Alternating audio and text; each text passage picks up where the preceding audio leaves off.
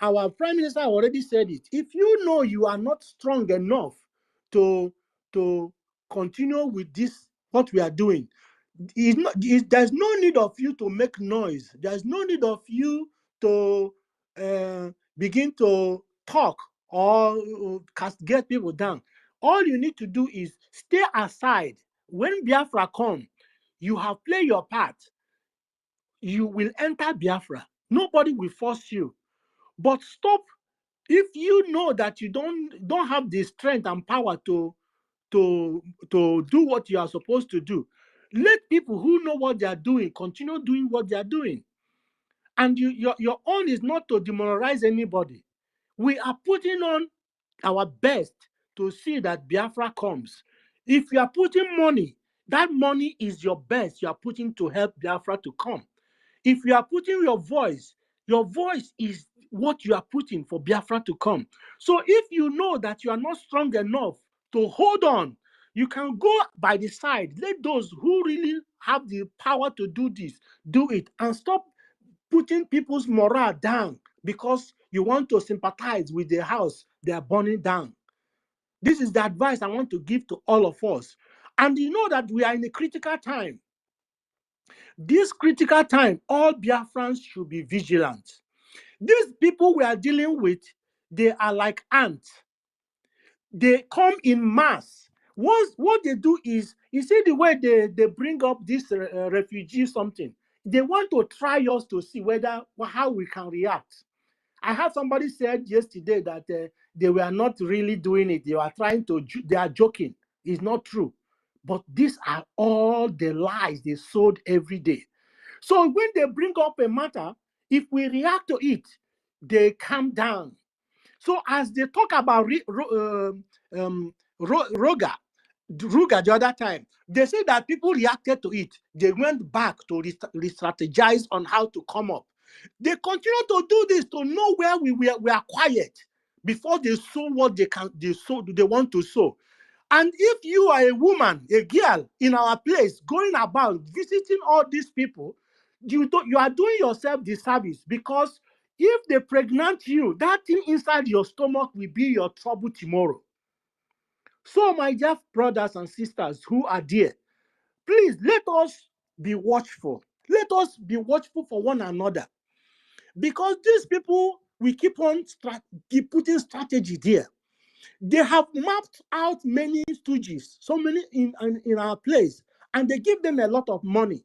You know, like they always say that our people like money. Our people, they keep on saying it. Nobody who doesn't like money.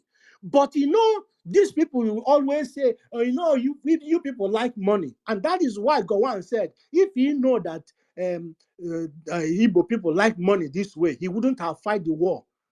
You see, these are the same thing they are passing to one of them every day. When they show you money, they buy your mind, they buy your character, they buy who you are. So please, the time, like Dr. Matanga said, we are the closest time. Let us be one another's brother. Let us be one another's sister. Let us be one another's neighbor. Let us not fight one another now. We want to get the time is here when we all supposed not to look away or close our eyes towards where we are going, because whatever they are throwing at us is distraction. And internet will keep on throwing it at you every day. So, but if we continuously, consistently continue to be together, these people cannot bend us. Together we stand, divide we fall. That is what they keep on trying. Anytime they see that we are falling, they hit us more. Anytime they see us fighting each other, they hit us more. So we are fighting. This is a war. And many times is the war they fight in the mind. So let us be together so that we can defeat these people. Because together, united we stand, but divided we fall. Zoo is falling already. It's falling because they are not together. They know that we are never one. So that is why, please, brethren, let us work in unison. And when you talk, when you bring idea, If your brother didn't take it, don't take it personal. We are fighting to corporately. We are fighting together. This fight is a fight of together. So let us not, because your idea was not brought up, you try to destroy what you are building. Let us work together. How do we work together? Support with your money. Whatever we are talking, if you don't put in money, it's not going anywhere. Put in money, as little as you have. Put in money. Put for your brother if he doesn't have. If you have more than you need, you can give your brother to support. So this is part of it. You can buy something. We have so many things in the store there that you can buy, and everything is gearing towards the coming of Biafra.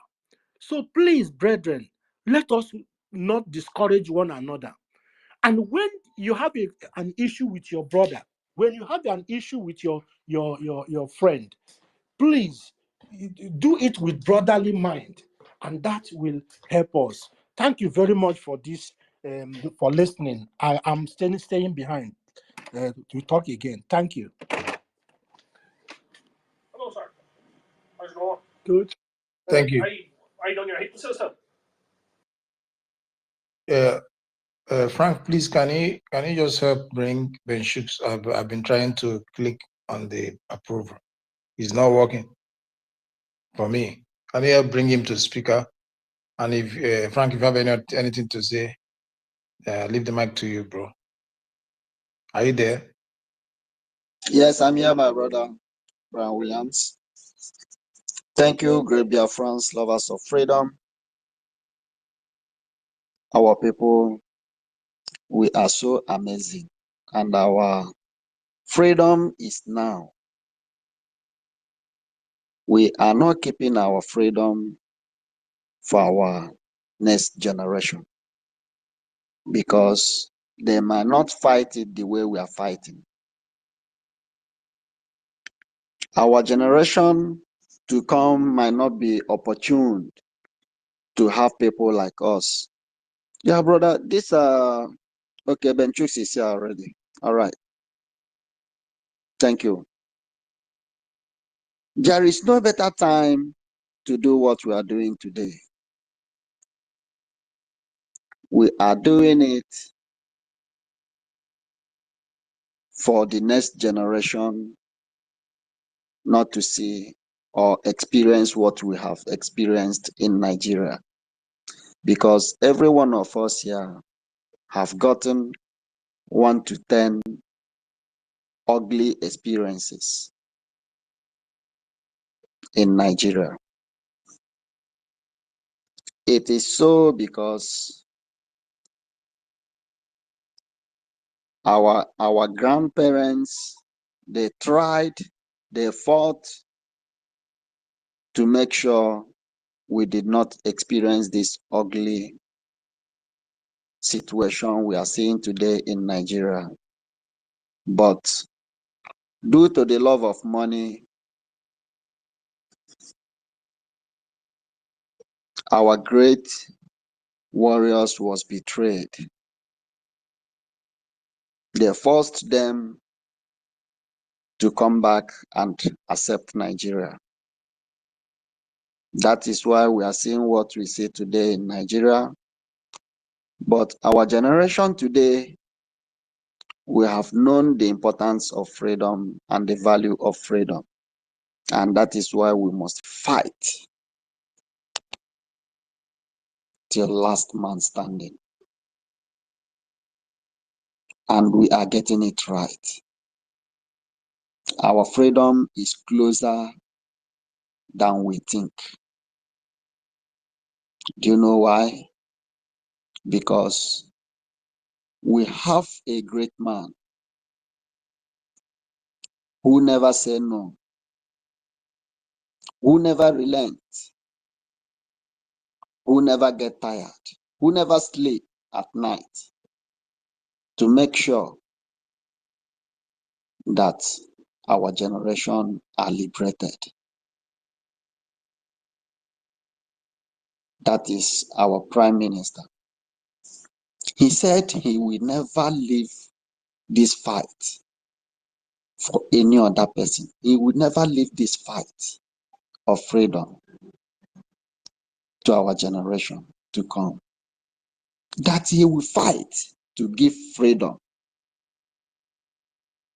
to our children and our children's children, so that we will live the life God has created us to live. Freedom is so important. It's very vital to our soul and body. Nigeria is not working for any of us. It has not worked. Not even to our grandparents. Our forefathers never enjoyed in Nigeria. They had their lives before Nigeria was created. That was the only time they enjoyed a quality life.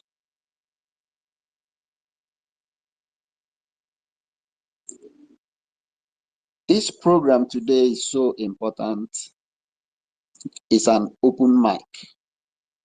We talk about the freedom of our people. We talk about insecurity. We talk about freedom of our great leader, Mazi Nnamdi Kanu, whom Ohaneze Ndi Igbo have come out to right their junk again, pleading to the Nigeria terrorist states to give him political pardon. Is this not madness? You want to pardon a man who committed no crime known to man. You want to pardon a man. You are begging them to pardon a man whom they kidnapped.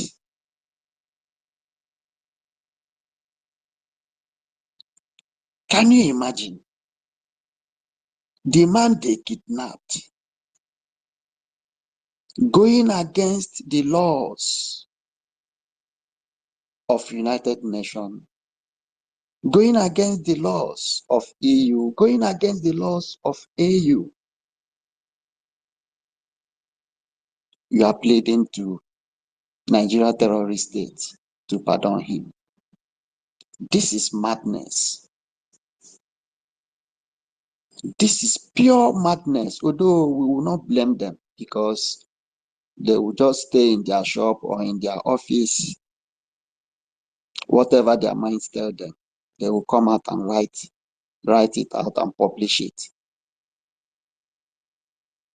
to their likes to read. Not people like us. Our leader must be freed and no condition must be attached to it. It's either they free him or Nigeria will crumble. And we will continue to expose the weakness of Nigeria to the world. We will continue to expose the darkest side of Nigeria to the world. That is why we are here, and this is what we'll continue to do, and we must continue to do that until Biafra is fully restored and become a sovereignty. This is our goal, this is our target, and we are almost there. We talk about IOU loan. We all know what this IOU loan stands for. This is to support the liberation of our people, and at the end, you will get your money back 100%. Endeavor to be part of this program.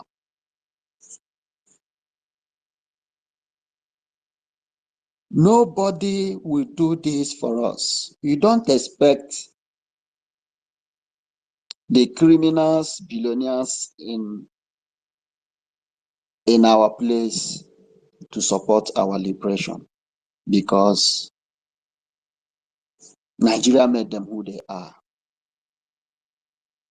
We don't expect them to come alongside with us to do this great fight of liberation. They don't know the importance of freedom. All they care about is their property, their money in the bank, their shop, or whatever investment they have gotten, illegally gotten.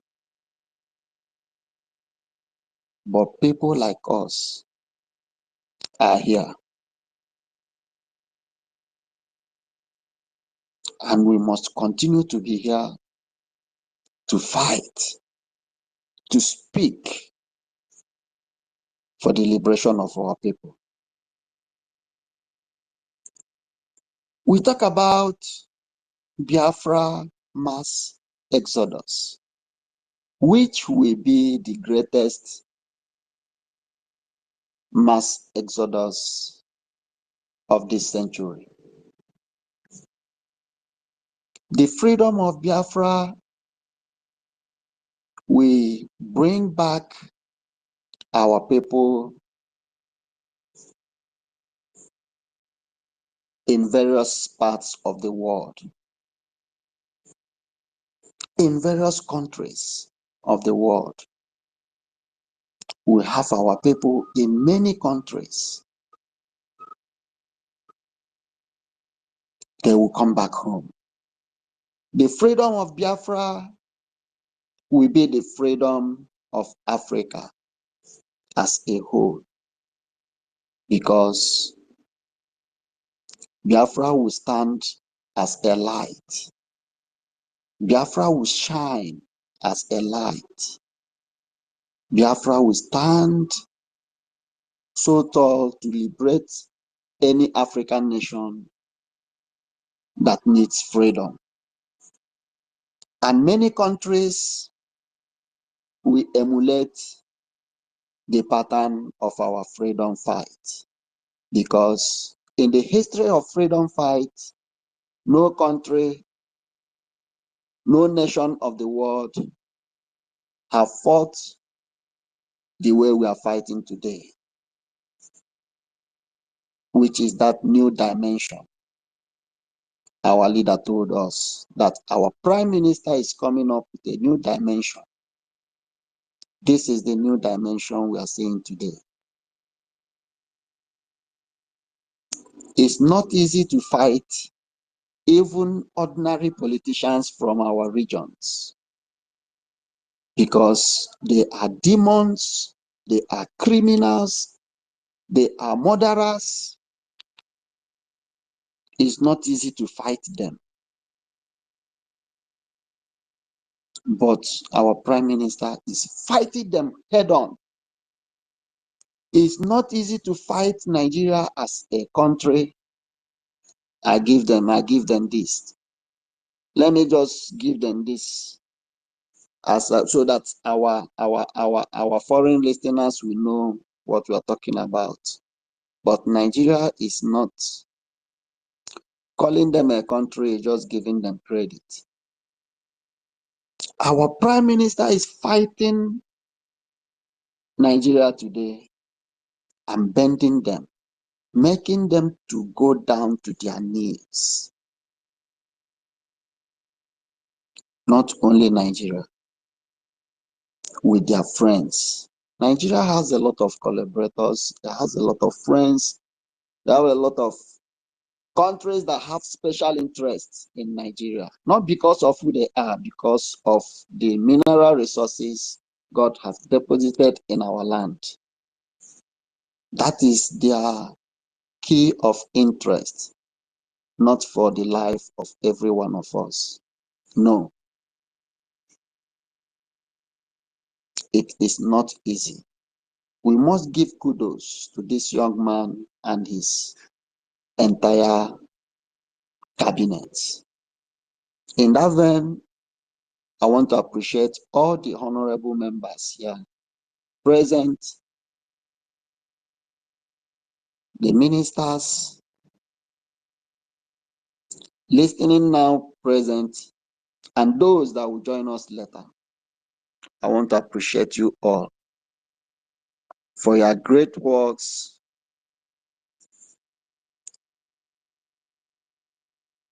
for your resilience, for your doggedness, because it takes a great heart to do what you cabinet members are doing today. And all of us, all the comrades, it's not easy. I give it to you all. I hid my mic here. Thank you. I appreciate you all for coming around. Thank you, Mazi Frank. Thank you, Brian. I welcome back again Dr. Masanga. Benchus. I beg, stay muted. Yeah. Mic. You will go ahead. You go ahead. Stay muted, please. Oh, sorry. Stay muted. Call it to mic. Okay, sorry. Call it to mic.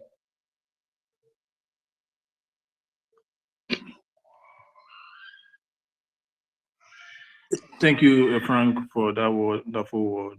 Thank you for all that you have said. Doctor, you're welcome back again. In case there is anything you want to say, let us know. The mic will be given to you always. And I was called because sorry. university called me back. Okay. Because he said there were some questions. Okay. I am okay. Anybody who has questions, or the people have left. Okay, no problem. So, Biafrans, if you have any question to ask Dr. Masanga is here, please, you can come up to the mic and raise your hands up, and we will give you the mic to ask whatever question you wish to ask. David, please help me bring them up. I don't know what they're doing to me to bring people up. It's very hard. Thank you. And he is here to listen and to answer your question. If you have a question, please, you can your hands up, then ask your question.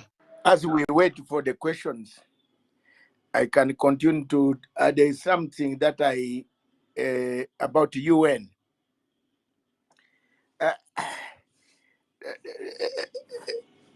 My fellow Africans, there is no UN anymore.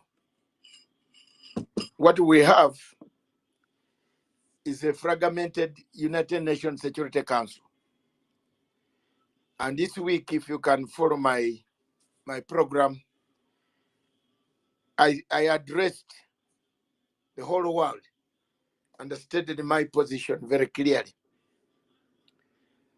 UN died. 3 countries versus 2. China, Russia versus America, Britain, and France. They were mandated to keep peace. So we are on our own.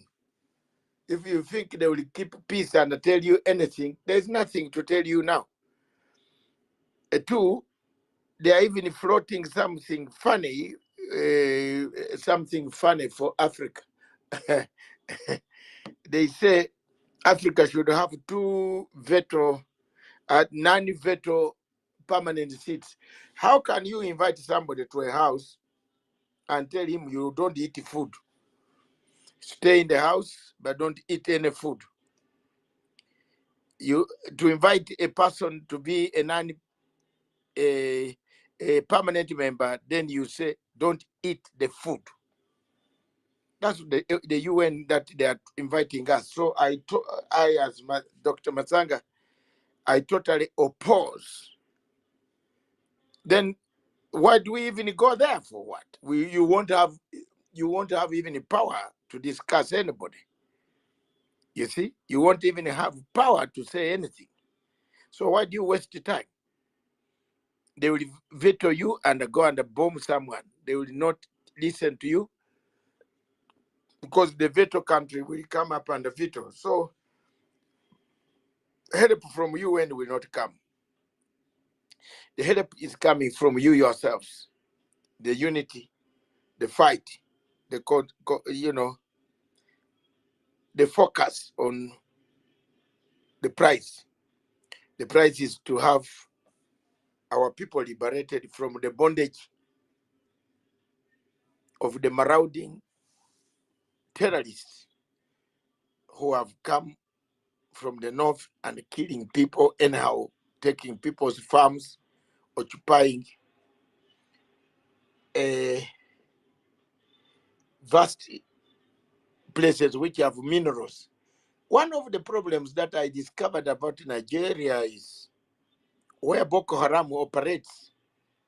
These are the states that have got a mineral called Californium. And the Californium is the most expensive mineral in the world. And it costs $27 million, $27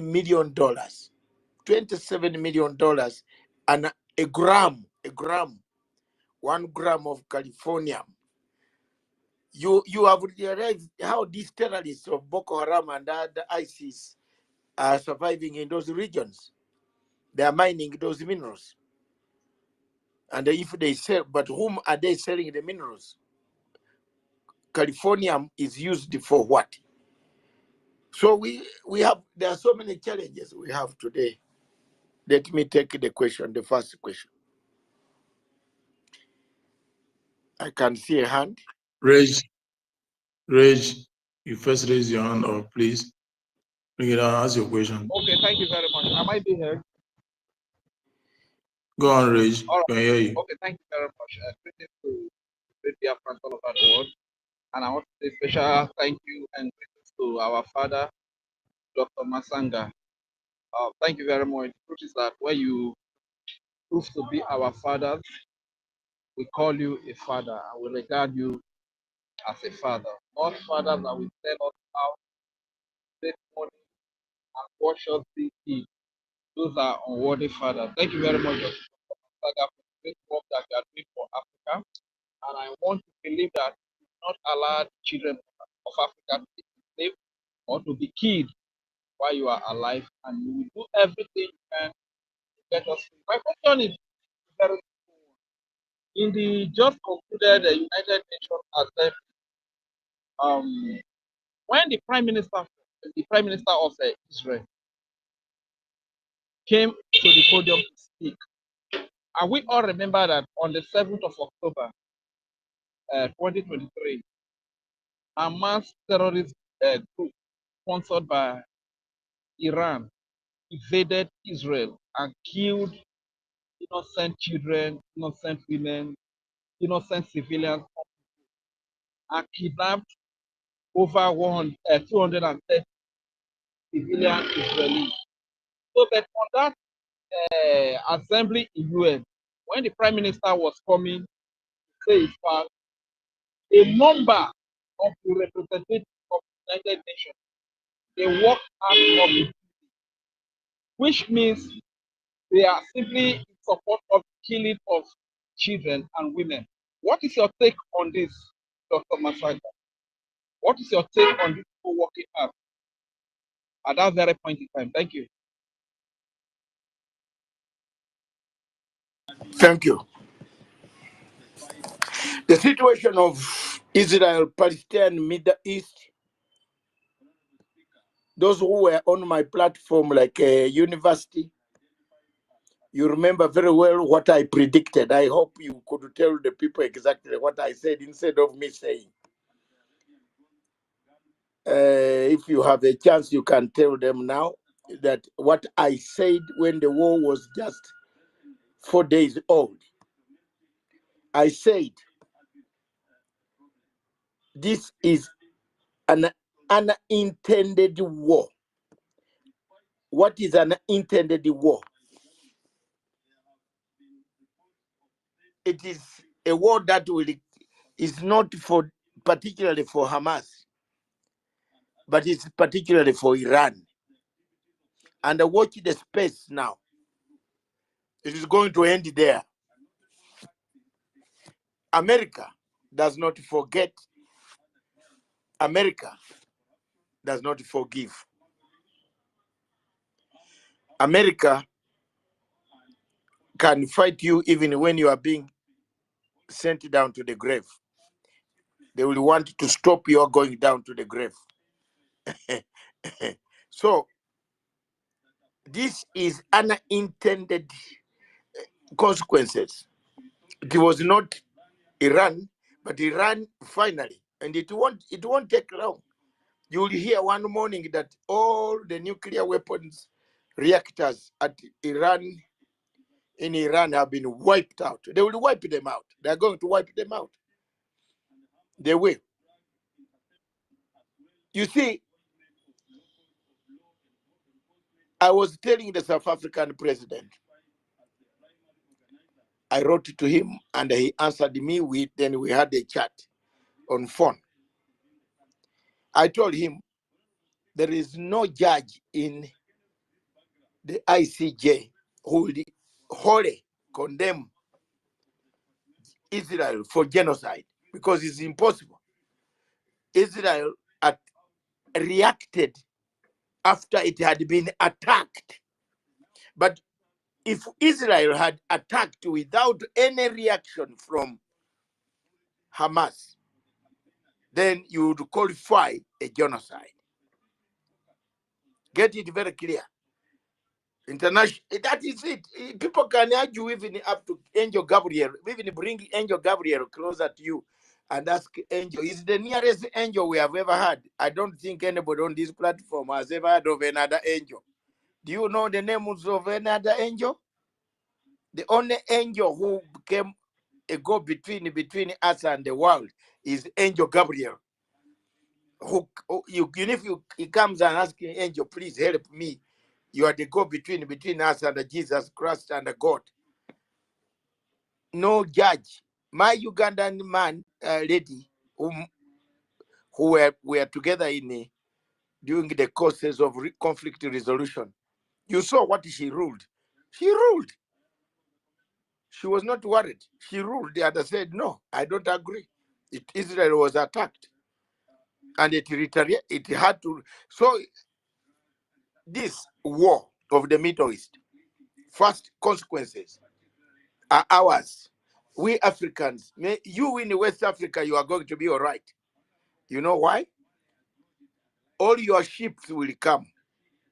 Because most of your ships come through the port of Southern Cape Town, the port and Durban, and then they go back to, if they are coming from China, your goods don't go through the Suez Canal.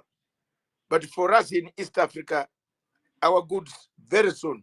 You look at the people pointing missiles at Israel. You have Yemen, the Houthi rebels. They are there. You have Hezbollah up in Lebanon. You have Hamas itself. Then now you have Iran. So unless something miraculously happens, things are going to escalate. But the point here I want to make is that where is the Security Council? Where is the Security Council? The United Nations Security Council is supposed to help for peace. But the Security Council we have now of UN is shopping for guns to give Ukraine guns. Look at that.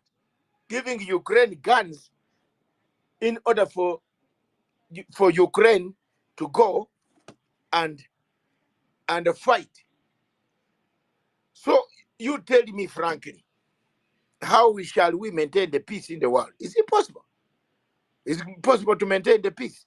So if Africa is going on the Security Council, Africa first should go with veto, and there should not be 2 seats. We want 4. We are 1.4 billion people. How come you reduce us to 2 seats without veto? You don't want to veto what you say, and you want us to go on in your council seat like women who have been told, wait for the man to come to choose you. No. I'm still waiting for an African leader. And if you give us 2 seats, you know how the fight is going to be. The first countries to fight will be 2. countries, well-known African countries that always fight against them. Against them. Your place, the place, a political country called Nigeria, And Egypt. and no, and South Africa. That's the first fight will begin from there.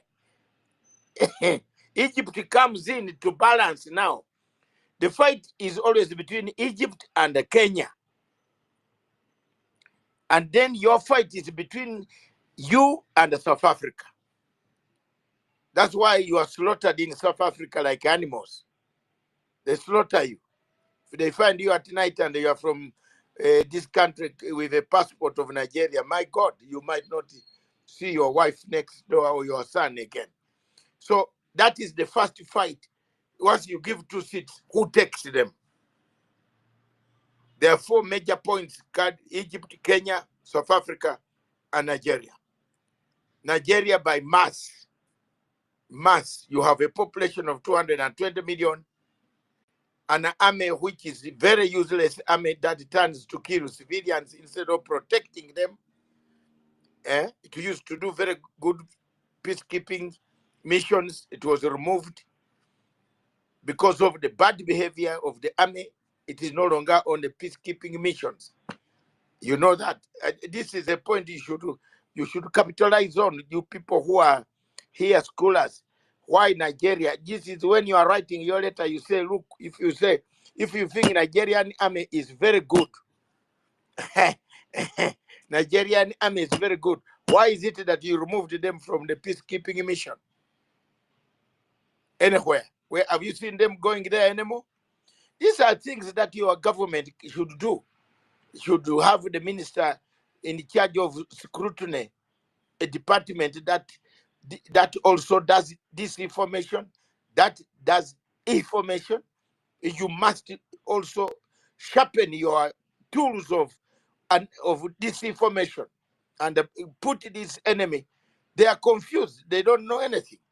You must also have a department of people who can also persuade the soldiers quietly. Yeah, quietly. You must have people who can tell them, hello, you are now, do you know what? Why don't you just try this? Some of us say things that we cannot talk here on the platform, but we are very deadly on some of those strategies. Because we have overthrown several governments. So my country, we overthrew. I was the one with Mengistu Mariam to overthrow with Zenawi and Isaias Afwerki. We went to Ethiopia in 1987 with them. We thought we could not come back. And they got the leadership. There you are. Zenawi and Isaias Afwerki, one has died, 2 of us are still alive. Isaias Afwerki of Eritrea, who has become even worse. He has called me for over 20 times to go to Eritrea, but I don't go there. I told him, you don't behave like a Democrat. How do you allow all Eritreans? When you go to Eritrean airport, it's like you are going to hell. They search, you write the number of your phone, the serial number. It's a communist state, more or less, but this is my friend. We all stayed in Britain. Don't say he was not in Britain. We worked together in the same office, even when they gave us arms to go and fight Mengistu Haile Mariam. Some of them did not know how to use those arms. But some of us were the ones who coached some of them, do this, do that, fight that, go for a quick military training, 2 months, 3 months. We overthrew Mengistu Haile Mariam. So the government, this army that threatens people, beats up people, is very easy to divide. Very easy. You must have a department that divides them. You see? That divides them. And that department must always be there also. Don't think of being annoyed with them only. Just think of also, there are some there who go to fight when they don't know. They don't want. Some of them don't want to kill people. If you find 1 or 2, that's why you see all the coups in West Africa are being done by junior officers. So have you asked yourself, where are the senior officers? Major General, where are they? Are they not in the army? But have you had them being killed? No. Captain Toure of Burkina Faso, another captain. Have you seen? Another captain in Mali. Coups are not done by big generals. Coups are done by the younger small officers of your age, you people. So that is, you must have departments. UN and Israel, the situation is worse. It is threatening us in the eastern part of Africa. Our sea routes, our goods are reaching too late. And to be very honest, the next target is Iran. So don't be confused by anybody that the war is ending tomorrow. No, America, the Democrats want to win an election in November. So if they have a conflict like that and they have hit Iran, then they will win the vote, isn't it? Very nicely. Like Obama hit that gentleman called Osama bin Laden. He won the second term very comfortably. So thank you. I can see Professor Matsanga. Yes. Professor Matsanga, the Iran hit Israel with 181 ballistic missiles. Do you think that Israel will just said, okay, let us just let them be? The what? Iran hit Israel with 181 ballistic missiles. But that's why I'm telling you it is going to end back there. The consequences of 181 ballistic missiles going back, who knows? They could send one missile with poison, with nuclear weapon, with nuclear material. We shall all perish. What does Iran want to achieve with these ballistic missiles? Yeah, but look, the conflict of Middle East, Iran created is Hezbollah. Hezbollah is purely Palestinian refugees who occupied themselves. They grew up and they took over government in Lebanon. And they became strong and they had allies. As you know, there's Shiite and Sunni. The Lebanon government itself, the Lebanese, most of them are Sunni Arabs. The Shiite Hezbollah group, supported by Iran, came as refugees. They were given space because there was no more space anywhere. And they became a population part and parcel of Lebanon. And then they linked across with the Syria, Assad, the president of Syria, the former president, and the current president, the late and the current. So when you look at the sponsorship of Hamas by Iran, the sponsorship of Iran sponsoring Hezbollah, Iran sponsoring the Houthi, the Shiite Muslims of Iran who are in power, the Ayatollah Khomeini in power, is a Shiite Muslim. He doesn't like Sunni. He doesn't like Saudi Arabia. If he was allowed, he would have smashed Saudi Arabia with arms. Saudi Arabia is kept by the West. It has enough of those capturing, what are they called? The one that capture the tomahawks, the missiles when they come, before they blast.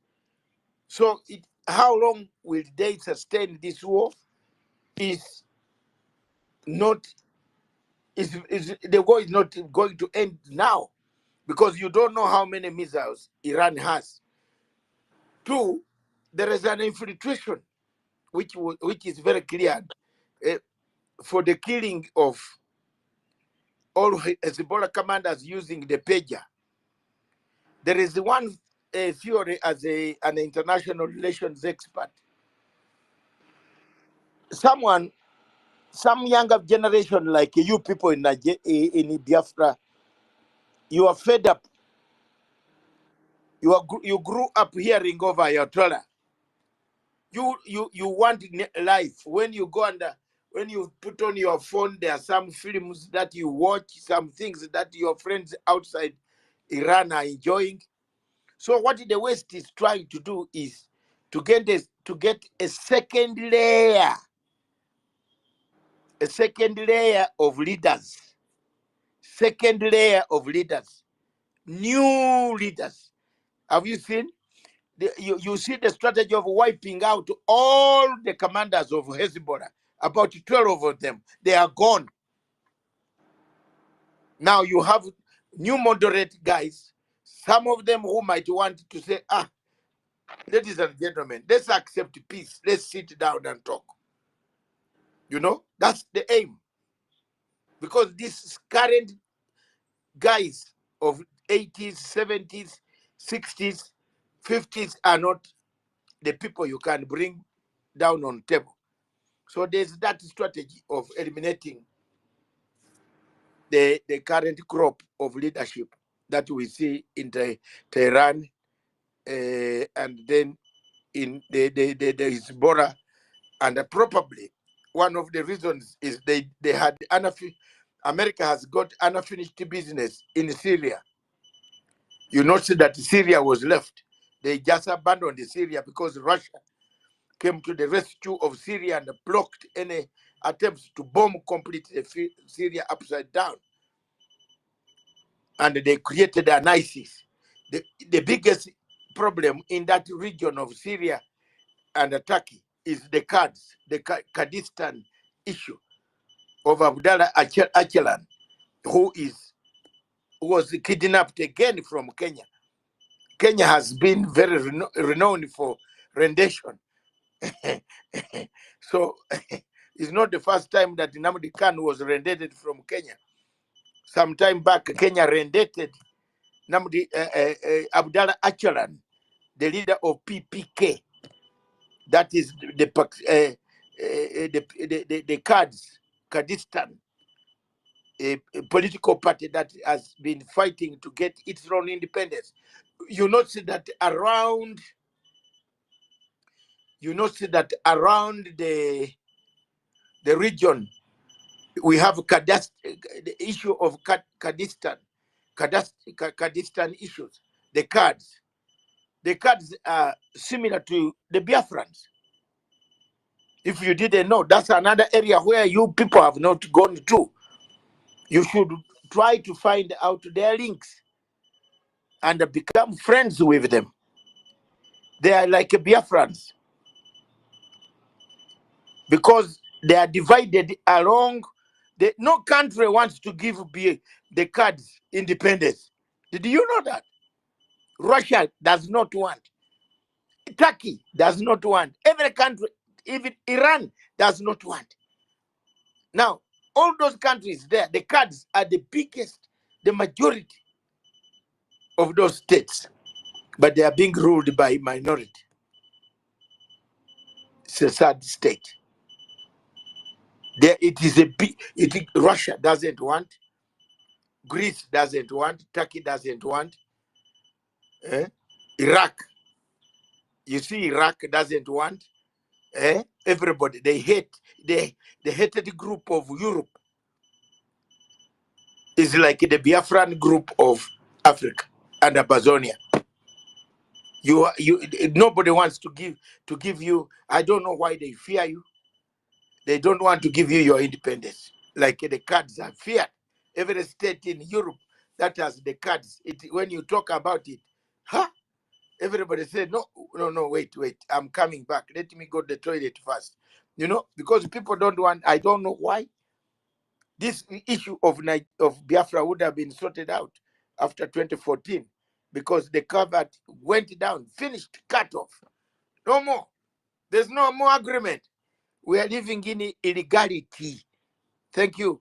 I can see citizen from Kenya. Is it citizen Dama from, you can host, you can direct it.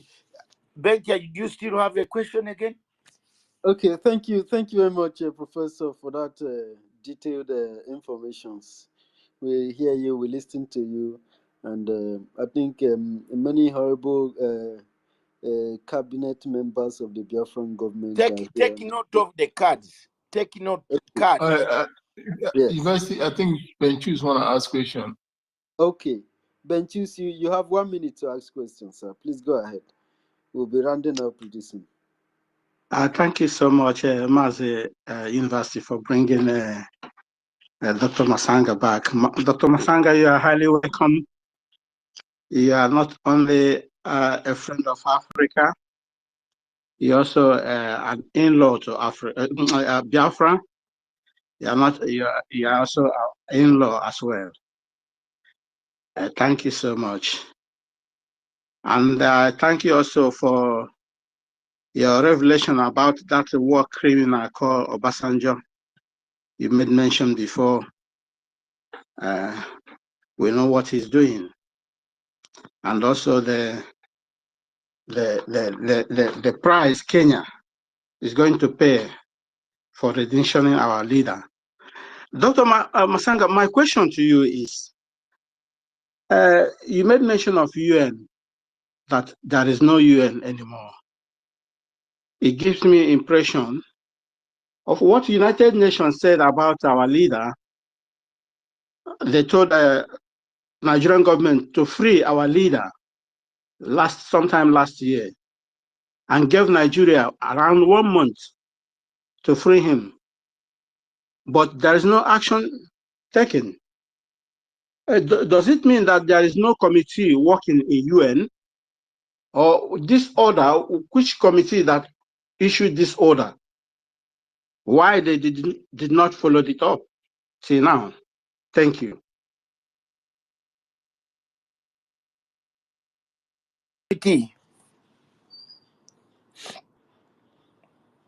You are asking about which committee, sir?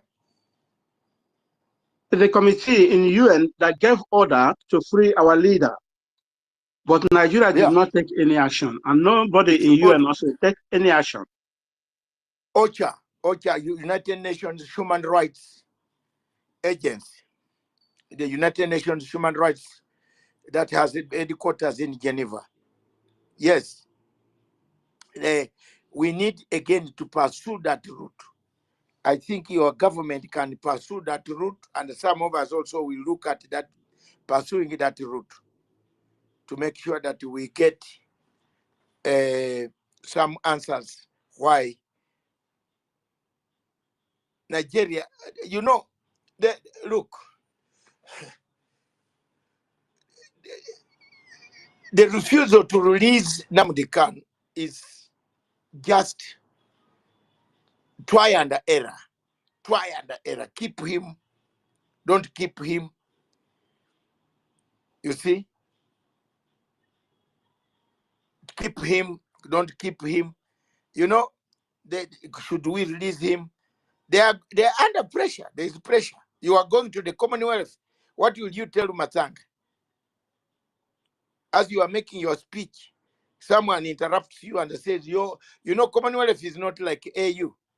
Somebody said, you, Mr. Sit down. You have a problem with you don't need even to tell us about Nigeria. You are killing people. That's why groups go like us. We are going. We are using our own money. We have not asked for contribution from anybody here. We use our own money. That's what we do. Some of us even are in real debts.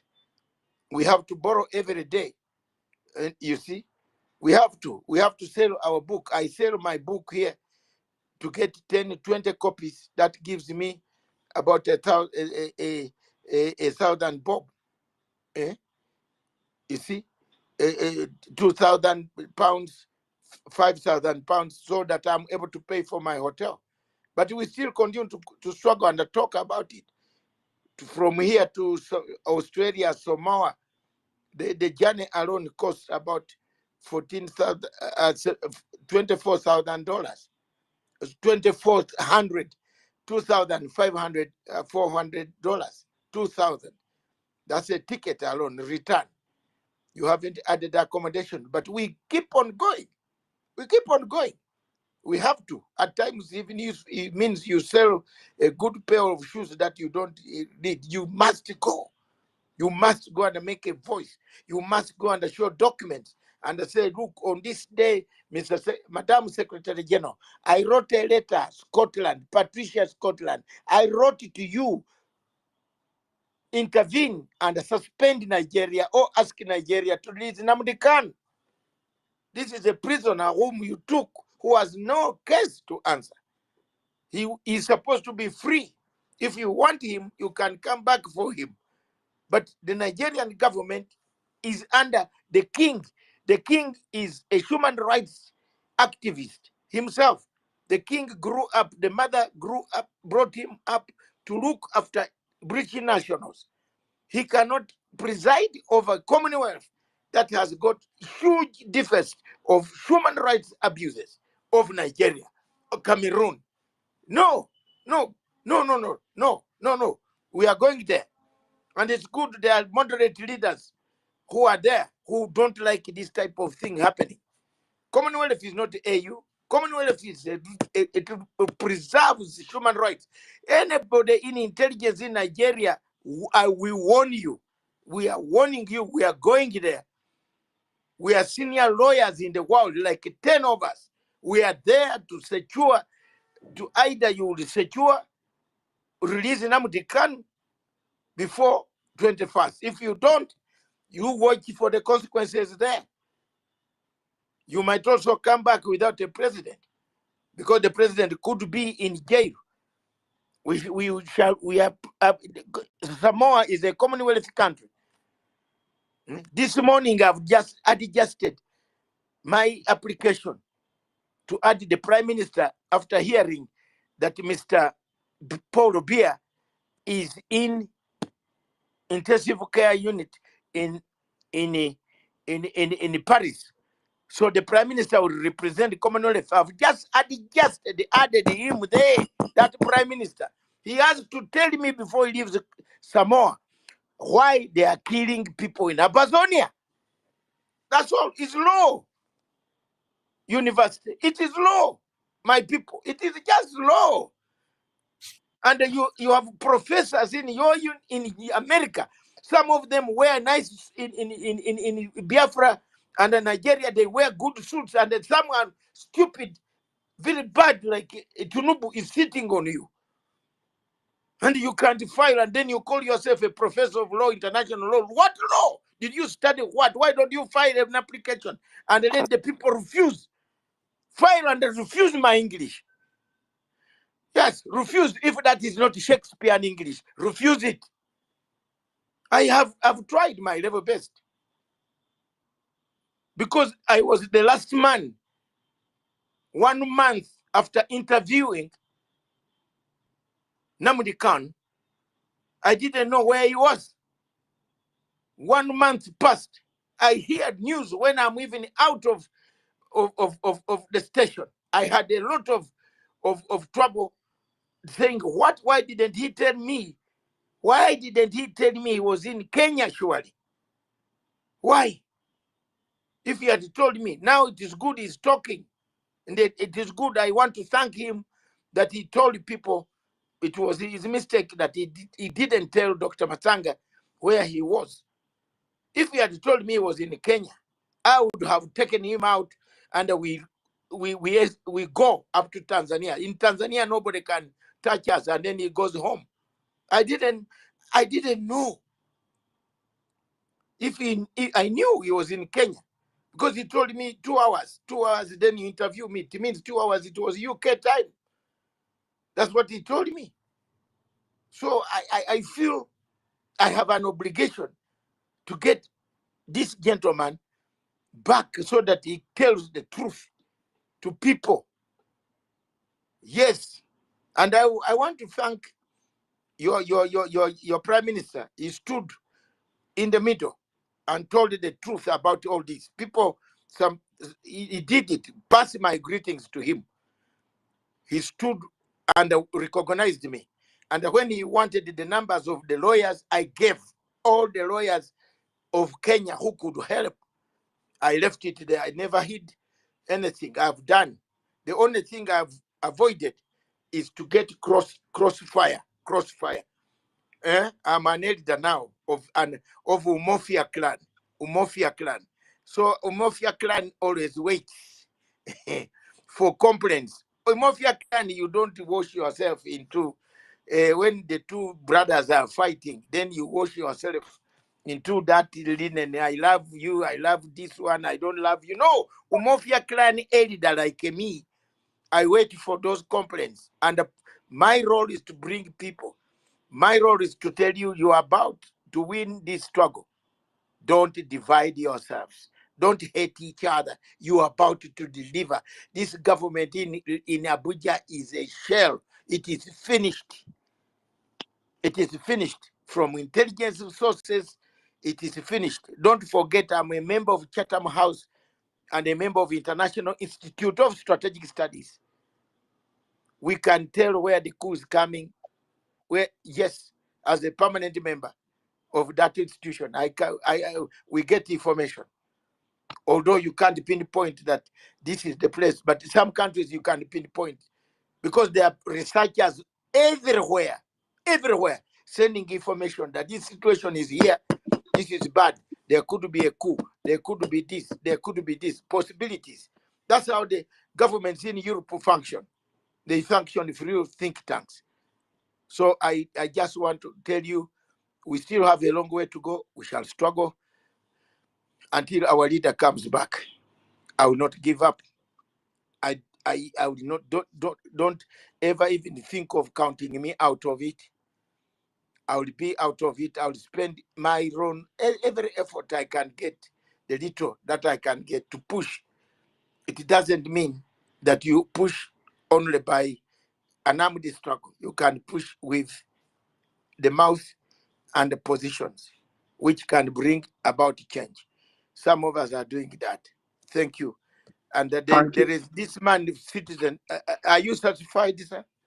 Yeah, I'm satisfied. My last appeal is well, never okay. relent to keep advocating for Biafra. Thank I you. will never, because No, I have five grandchildren, and they are all boys. So where will they go? You tell me, where will okay. they go? Dr. Where will? Mazanga, Yes. yeah, you have in your speech you have compared United Nations and the Commonwealth, and but I want to say that Britain or being the head of the Commonwealth, am I right? Yes. So if they being the head of the Commonwealth and they have closed their ears and eyes and every mouth, say their mouth towards the kidnapping and the extradition of our leader, Mazen Nnamdi Kanu, he is a British citizen. Don't you think that the Britain, being the head of Commonwealth, might have hands, or either by direct or indirect, towards his being in the dungeon till this very present now, and they have not yet carried out any action towards that? They left him being their citizens, they left him behind, and they know that the two countries that participated in this are still Commonwealth members. They never carried action till date. Don't you think they are aiding and abetting, or they aided and abetted in that action? Don't you think so? Thank you. You partly, you could be not very far from the truth, but partly you could be a bit very far from the truth. You could be very far from the truth and then close to the truth. That is what that means. It gives you 30% towards, you have 70% maybe right and the 30 wrong. Now, let me tell you, it is individual in the Commonwealth, Madame Patricia Scotland, who has visited Nigeria. She likes money.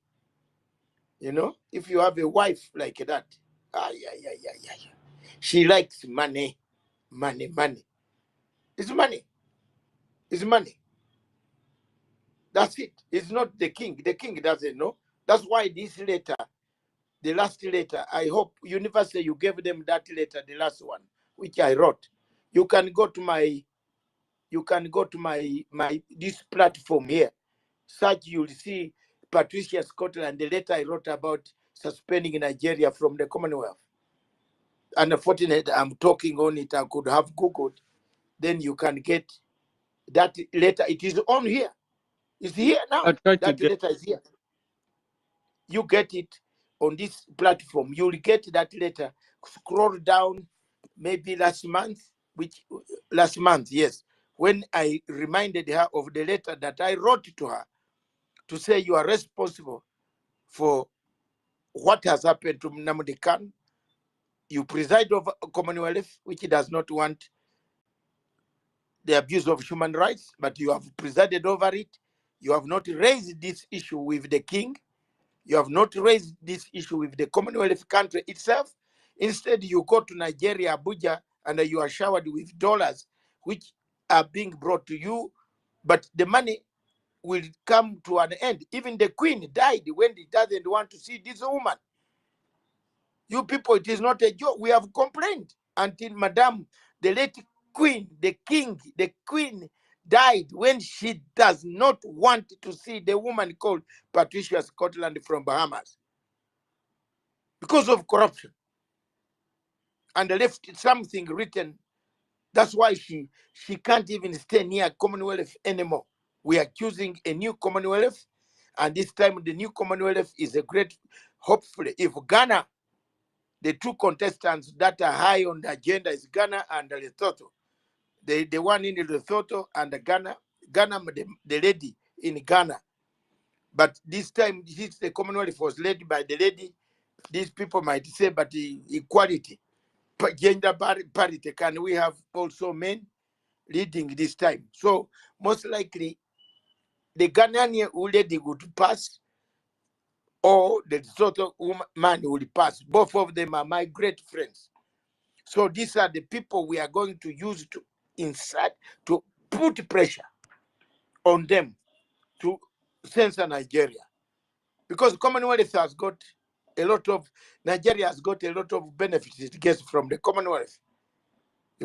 Some people went for scholarships on the Commonwealth. Many of your fathers, founding fathers, most of the people you find in UK, they came on scholarships. Commonwealth, they studied in universities, Oxford, where on Commonwealth scholarships. So, look, the conservative government was hiding something because they were doing direct business with Nigerian government. This Labour government are not capitalists. Remember, they are they are partly capital. Is what we call it, misty what? The word is hybrid. It's a hybrid system where you find some capitalists and some communists and socialists. So socialists usually don't do business with countries. But the conservative government in Britain, which was there, which could have brought the issue on top by saying we have a foreign, a citizen of America, of Britain, who is languishing in the prison somewhere in Abuja. We want to know is brought to a conclusive trial, or we take action, we ban you from coming to the Commonwealth, or we put sanctions on you for failing to release a British citizen. So we have to continue with that pressure, sir, until we get there. Thank you. There is a citizen, I can, university, there is citizen. Who is muting everyone? Please stop. Thank you. I know it's a mistake. It's a mistake. I don't know what my hand. They are freezing. They are freezing me. They are freezing Vesty, can you hear me? Yeah, they are freezing your account. Your this thing. Yeah, they're freezing me. They are freezing your mic. Yeah. Yeah. So go ahead. Can you help direct this thing a bit? Yeah, I'm here. So I still have something before I meet. Please, just seconds. Don't be offended. Dr. Musanga, you from what you just said, you made it vividly that the King Charles of England is not aware of our leaders' predicament. But I want to say that before the Common House of England, this was tabled and nothing yet has been done. And I believe, again, I want to say that the present He's lawyer now handling the aware, case boss. by He's name. now aware. Okay, sir. I want to finish the second one, sir. I want to finish the second one. You can comment together. I say that the Ejimako, Barrister Ejimako had a case overturned in the United Kingdom when he was seeking for justice, calling them to come and listen to the cry of their citizens. He lost that case, and this is something that happens in their land, in their own very soil. Because the judicial system has their citizens. Right. It's not recognized. It means that they are intentionally backing the zoo, because the law of the Britain supposed to protect the common citizens of the Britain, but they turn a deaf ear towards that. Somebody that was kidnapped in another man's land, having the citizenship of a claimed noble country. What do you have to say about that? The Queen, the King, the matters were hidden away from the Queen, but she was told later, I think when it became clear that several people said your Secretary General of Commonwealth is very corrupt. But now the King, the letter that I wrote, which is here, I hope you have got it, University. The letter which I wrote, which is very clear here, was a letter that a copy was taken by somebody, my good friend Sir James Braithwaite, to the King. To the King is to the palace, because he's got very good connections. And then it went also a copy to the Commonwealth, Dr. Lamy, David Lamy, who is my friend. He has now been notified about the presence of Nnamdi Kanu in jail. I have at least passed that information to almost every institution. And other people also have been doing the same, to lobby their people, MPs in UK, to discuss. Me, I've been hitting on the international wave where I can catch the Secretary General or the chairperson of African Union. That one, as they have, Nigeria government used the money, boss. It uses money everywhere. It has used plenty of money to make sure that it frustrates you. So we have had that frustration. Huge money has been made, paid out to frustrate, to stop anything to do with discussing this issue. But now the King is aware. They are aware as they go to the Commonwealth. Brian, I'm telling you, I'll even write to the Prime Minister or to a university. I'm going there. It's up to you people. And if there are people that side in Australia who can come, and those who live in Australia, we give you notice. Biafrans who are in Australia, come to Samoa. You don't need a visa if you have Nigerian passport or Australian passport. You don't need a visa. Come.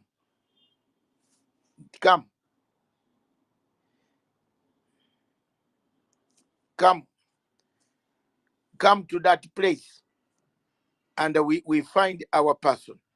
We defend our person. We stick by our person. and we tell the world that you have done a very wrong thing to detain our person illegally. The more we shout, the more of us are shouting, the better for everybody. So it is not a done deal. It's something you can say we give up. We are not going to give up. Our role is to, in lobby, you don't give up. In lobby, you continue saying it until it comes to work. This is the letter. Let me, I think, I don't know what I can do, but let me get it like no, not heavy fighting in Sudan. This is the letter. Let me send it to you, university, Okay. in right now, so that people can get a copy. And there you are. There you are. It is in your DM. That's the letter I wrote to this woman. That is Zimbabwe. That is on Zimbabwe. Yeah. That's the final report on Zimbabwe. Let me go down on my beautiful Biafra.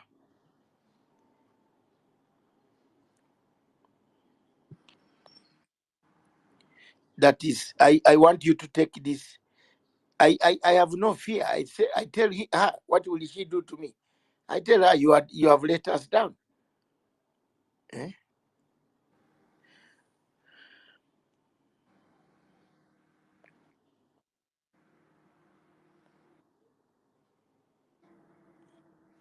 Another letter that I wrote about Addis Ababa on another letter to the Commonwealth Secretary General that's another letter. I've been punching.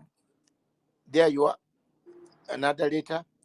Now I'm looking for the one for the Commonwealth, which is very strong. Sorry, they kicked me out. Who is kicking you out? It could be network, maybe. That's Elon Musk. I didn't finish that. I hope he had my second question. Yeah. Yes, I guess he did. The second question was what was the second question you talked about? The second question was the law, because the law of the land or the law of Britain covers the citizens, but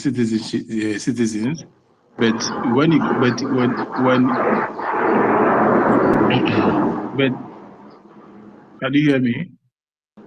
Yes. But in the case of MNK, AP, please pitch your mic.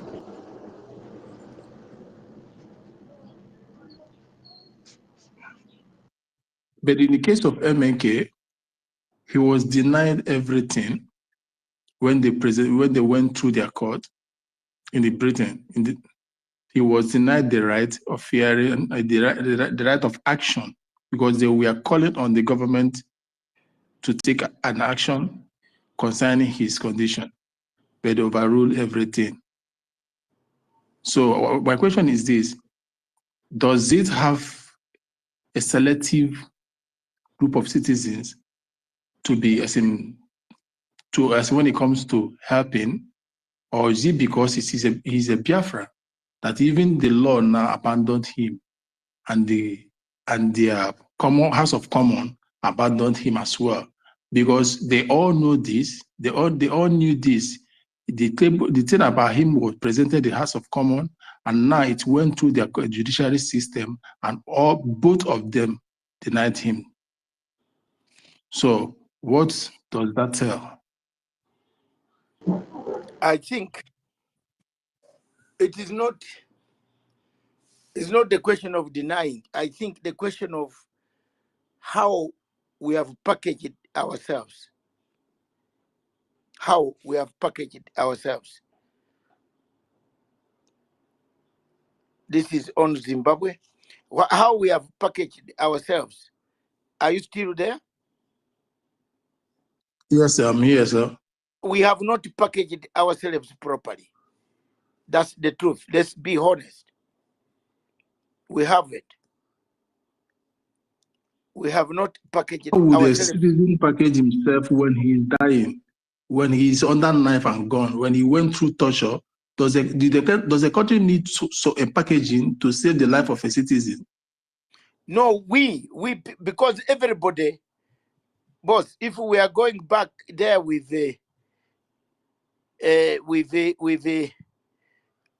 different views. Okay, this is the letter that I was looking for. I've got it so that you can know. If each one is taking his own views. What I'm saying, we must be consistent. And this one, I can put it here. Can I? Do you have a box where to put, Mr. Here? Can I put it here now? This is the letter. Yes, sir, you can put it there. I've seen it already. We have seen it. People should go and read it out. That is the Nigeria should be sent out of the Commonwealth. Nigeria should be suspended from the Commonwealth for human rights abuses, for erosion of democratic gains through a fraudulent electoral tribunal. That one, I have hinged on that and even explained the security issues. So you can't have such a country coming to the Commonwealth and sitting there pretty when they have made everybody a slave back at their homes. So it is there on the chart down there. Now, why I'm saying we must package ourselves. You see, package ourselves in this sense. Consistency. We should be knocking the doors of these guys. I've written to the Prime Minister. Another person has got to write and say, can we book an appointment?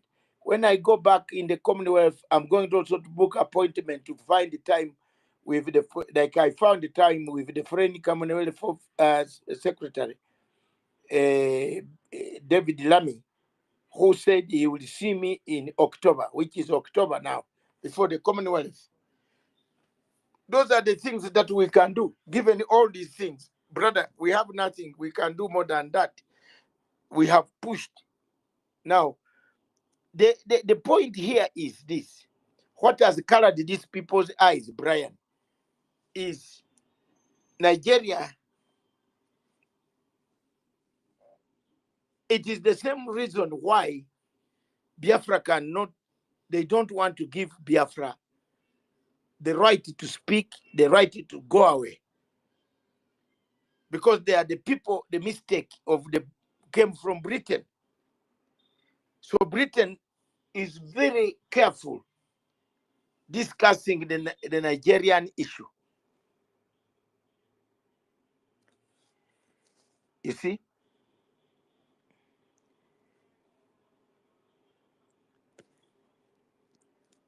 The Nigerian issue.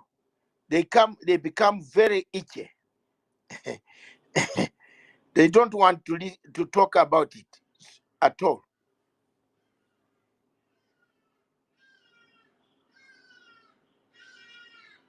You see? So when you bring the issue of Nigeria, they want to kill you. They look for all ways to say, that problem is going to be solved, this problem will be done, this. Look at that. Look at that. So, brother, you are right. This one is for Zimbabwe. The other one is for the one I put on the chart is for. So let's package ourselves. Let's put pressure. Let's continue with lobby. Lobby does not end, ladies and gentlemen. Lobby does not end. You have to lobby until you get your man out of the prison, the dungeons of. We get our man out of the dungeons of DSS. Is when we start and we stop. Thank you. Midi, your hand is up. You have a question, sir. Good afternoon, ladies and gentlemen. Lovers of Freedom. I don't have a question, but I am here to thank our brother from the East Africa, Dr. Masanga. We've met once this honorable debate concerning the situation of our leader, Mazen Abdikano.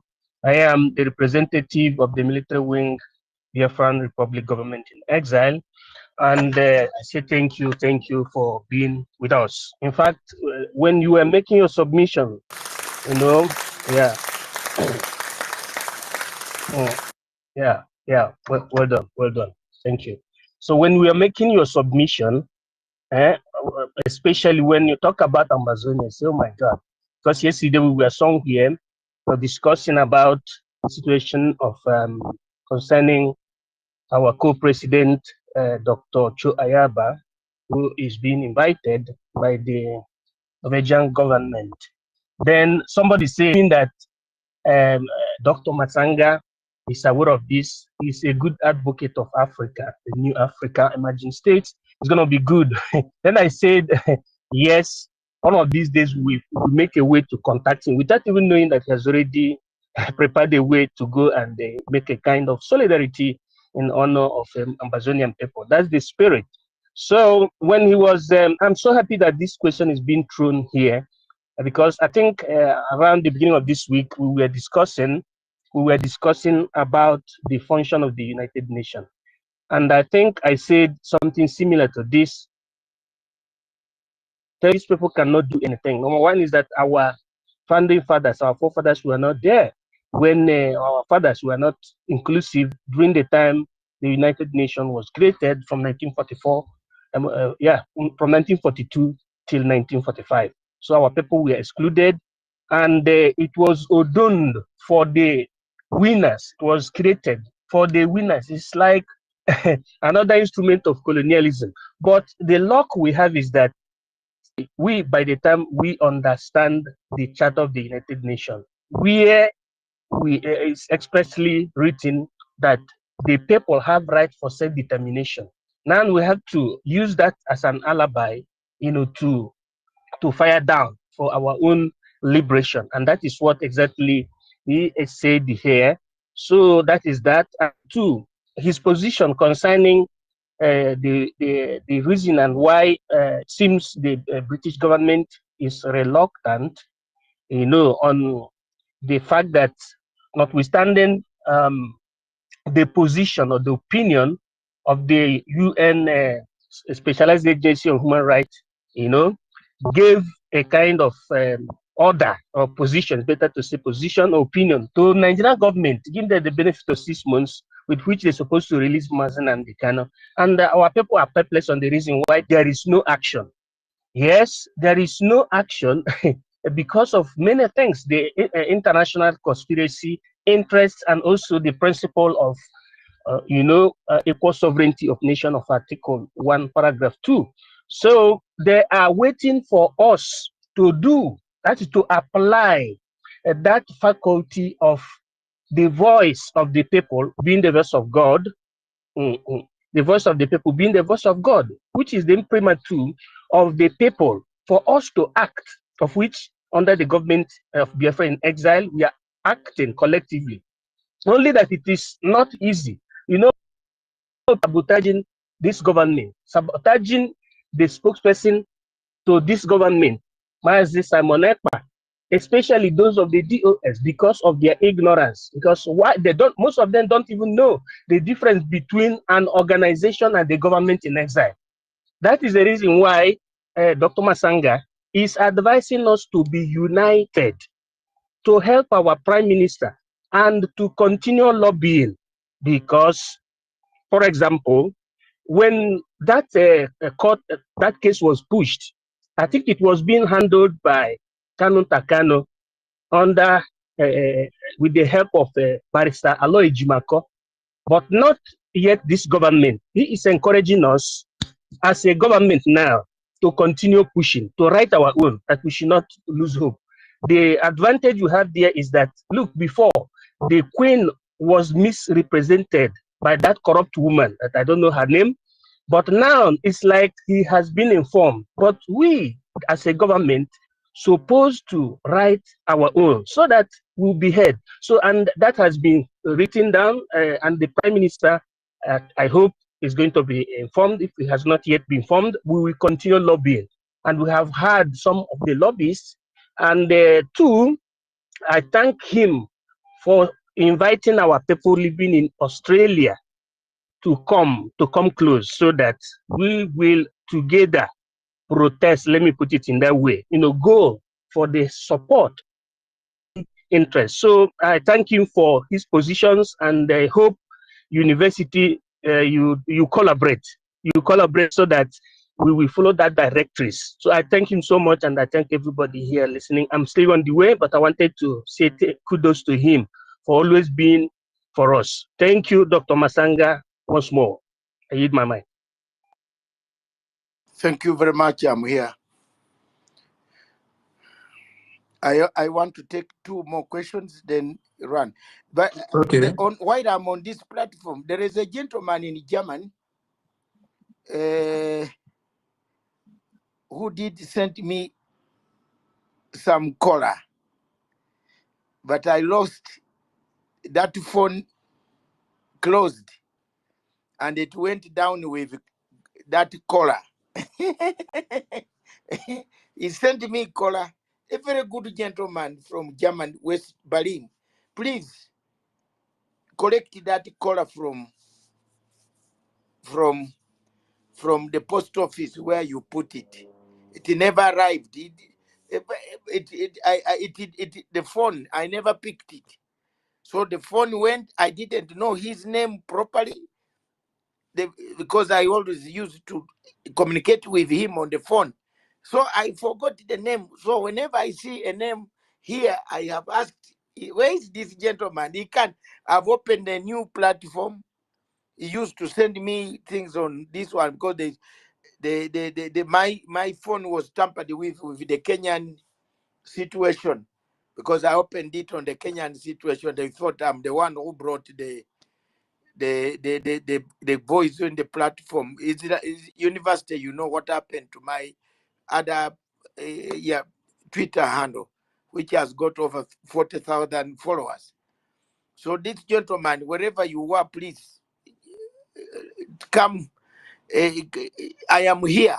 I am here in this platform, in Africa World Media TV. You can always look for me again and send back my color. Thank you. Yeah, I can see. Thank you. He will hear. You will hear it. Yeah, if and he's you will on send the it back to platform, Kola. I don't know. He has never. It is very strange, because Yeah, maybe people, some people didn't know that you have reopened the new one. that this is Understand? They know this new one is not bearing your name. Some people would not think that it's not you. no, it is mine, and the university was told. So let everybody tag me. Let everybody tag me now. So, yeah, let everybody follow him if you have not followed him. Understand? So we have citizens and up. Citizen, what do you have to say? Please unmute yourself. Yes, thank you, the host, university, and because Dr. Masanga, I've passionately listened to you each time. We, the upcoming generation, listen to people like you, Professor Lumumba, Dr. Arikanachim, Hambori Cow. We get very much inspired that even at your age, you're pushing and driving the Pan-African spirit. And we are actually heavily blessed for having people like you as standard bearers. I recall one of my earliest engagements with the Prime Minister of Biafra.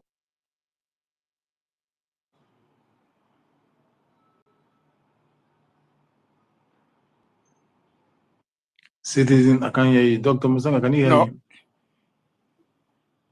Citizen, we can't hear you.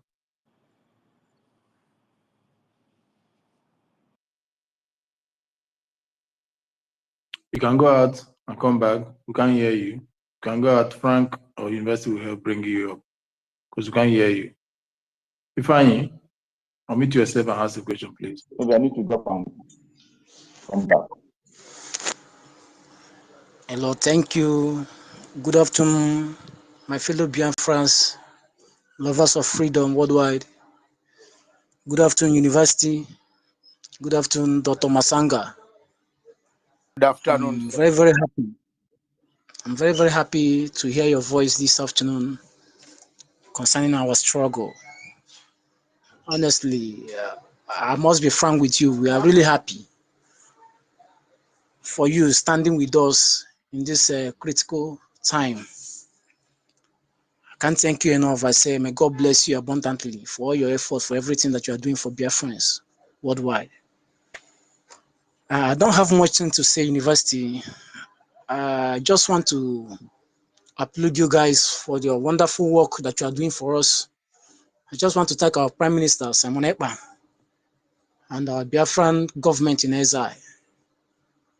Honestly, you people have made us so proud.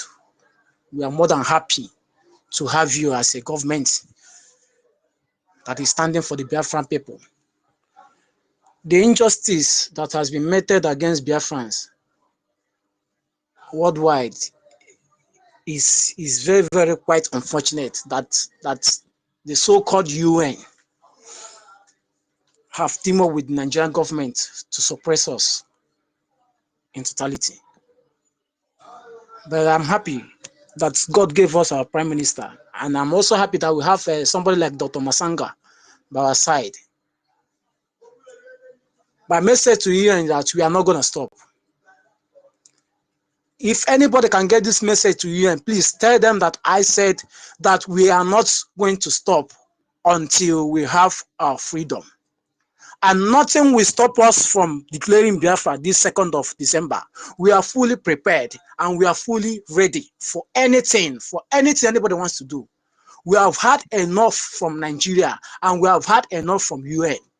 Nothing like IDP camp will be allowed anywhere in Biafra land.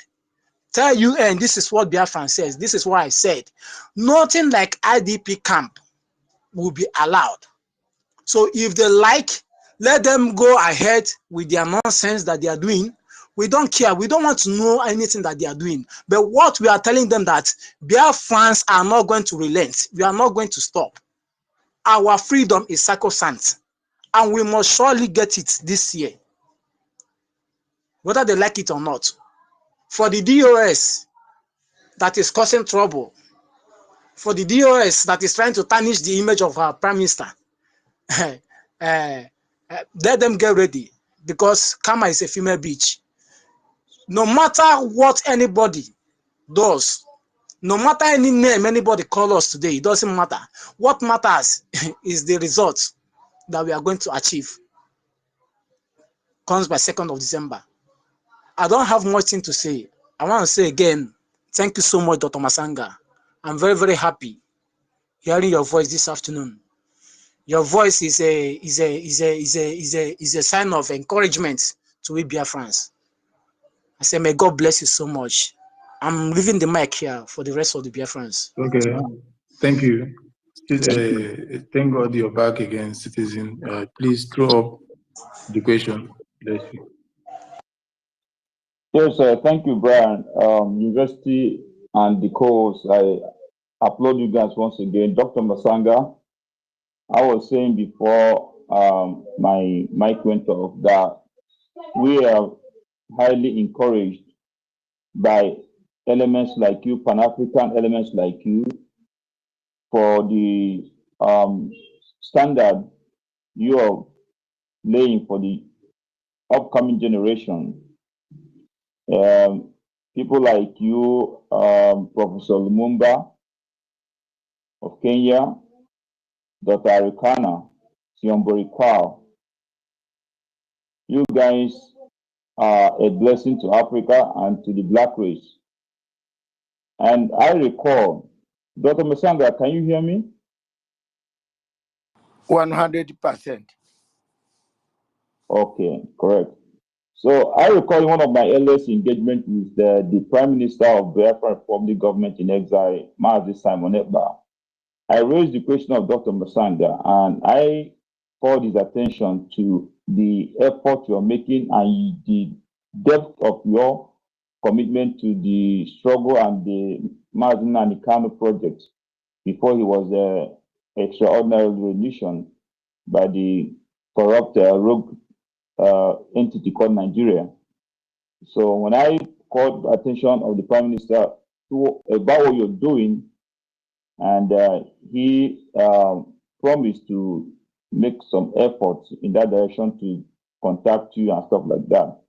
And coming to the space today, listening to you, it's even amazing that you have even crossed the Rubicon. You are doing so much in the background without anybody knowing it if you didn't come up today to speak. So I want to know, I don't know if you have been able to get in touch with the PM one-on-one so you can have more consolidation in the collaboration and commitment you have to the struggle of Biafra and other African nations. Have you been able to get across to him so that you guys can forge ways to better this wonderful relationship? That's one question I want to ask you. And then secondly, there was this other legal representative from US called Bruce Payne, who was standing for our Supreme Leader Martin Nanikano. I don't know where he is right now. Nobody has. We don't use that man again. We have our lobbyist, so don't bring him up to the space. Yes. We don't use it. We don't have anything to do with him. Yes. The government don't have anything to do with him. I want to know. Our lobbyist. Yes, I want to know if Dr. Masanga has any info about that man and if he was actually working against the struggle or was he an agent of the Nigerian state or something? This one is not for him. He cannot answer this one. I say leave that one for the government. Government has already trashed down. We have our lobbyist in the name of Elias. So leave this. This second question is irrelevant. To understand. So because it's not for us, it's for the POS. We are here talking about the government of Biafra. So we don't need that man's name to be pronounced.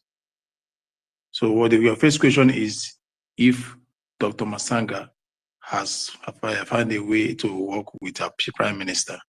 That is most relevant, yes. Most relevant question here. Yes. Good. So, please withdraw the second one. We don't need it. So Dr. Masanga, you have the floor. Thank you.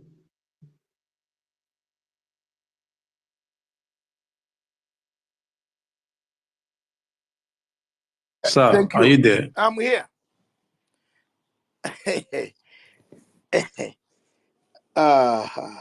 Okay. You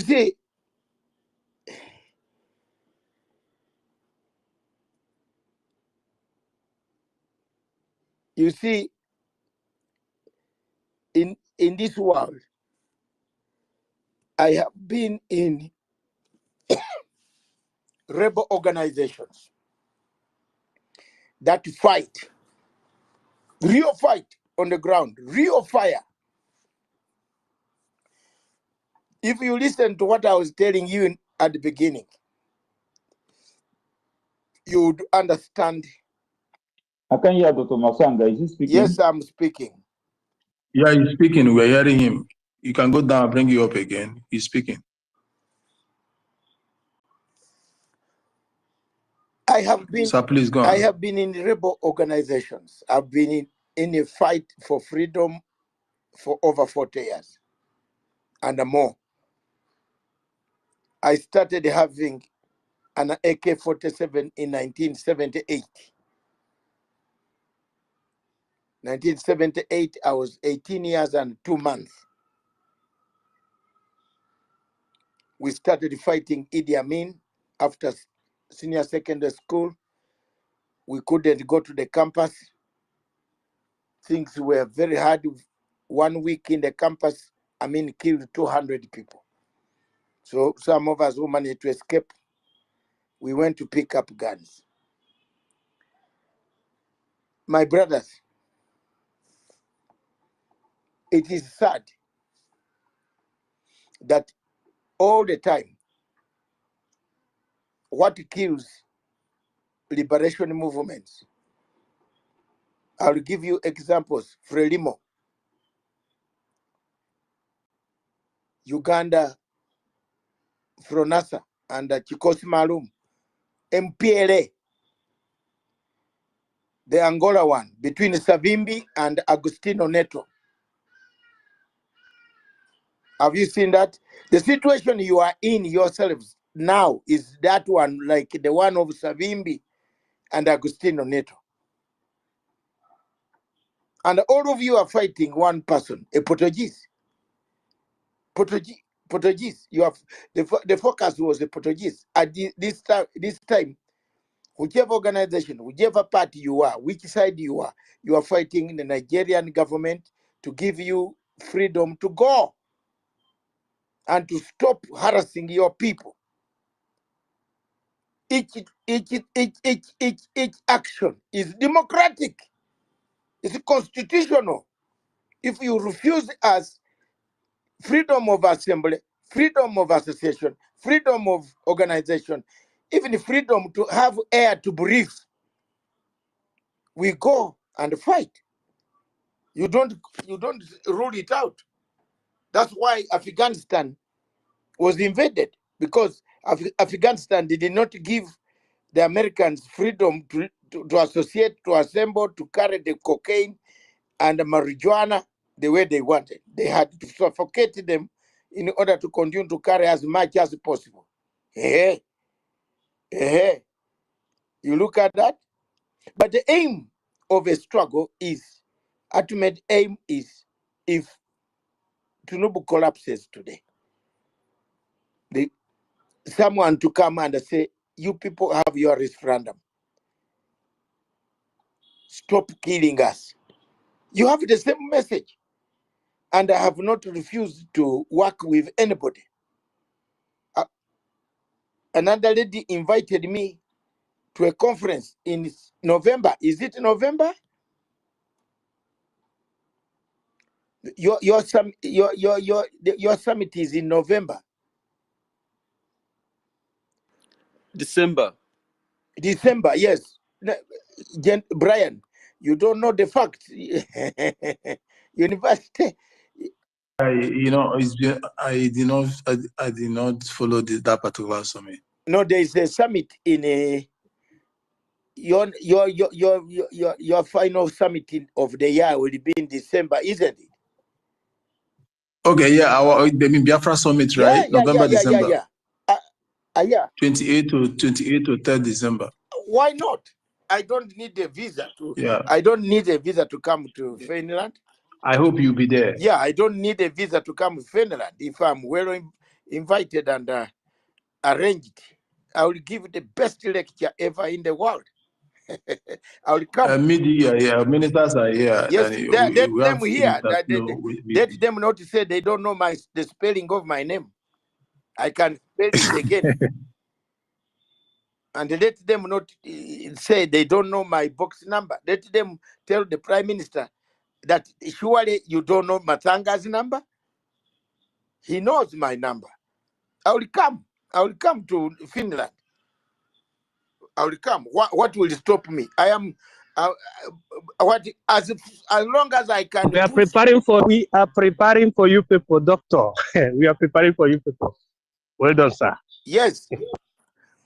For me to push any angle that can remove Tinubu and his mercenaries, that's not a problem for me. I will come. I will come, address, enjoy, sleep in there 1 day, 2 days. I come out and still continue to hammer Patricia Scotland. Still continue to go to AU. Look here, you people, you don't know.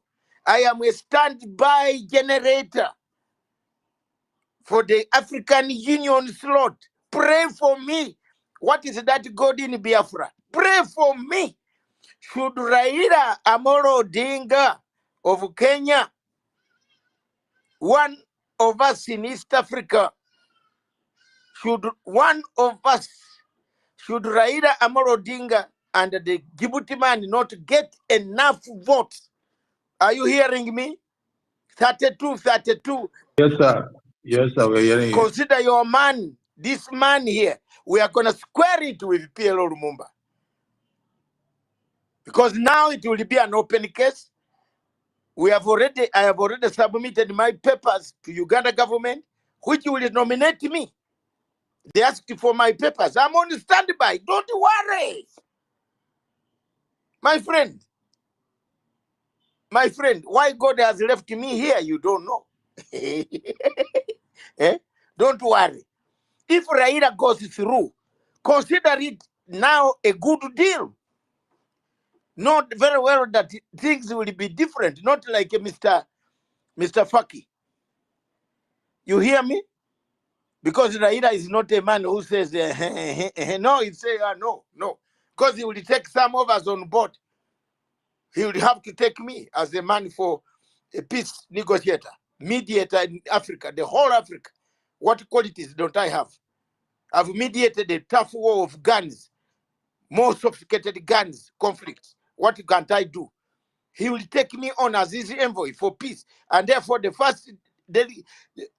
my friend, the first delegation I want to bring to Raila, Amolo Odinga, you listen to my lips, is the Biafran people, is the cry for Nnamdi Kanu to be released. That is it. That's why I am the only one south of Sahara who has said East always Raila. Whether they do what, they count our votes. If we are two, we take two. I have presidents I know in Africa also. I have over 27 presidents whose country I can go without them questioning me. Once they know that the guy is in the airport, Matanga, oh, is he here? Yes. Okay.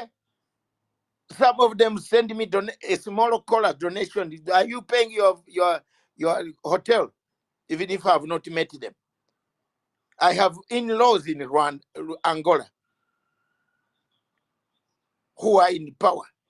But I don't go there because they never married me. They married a daughter of mine, not me.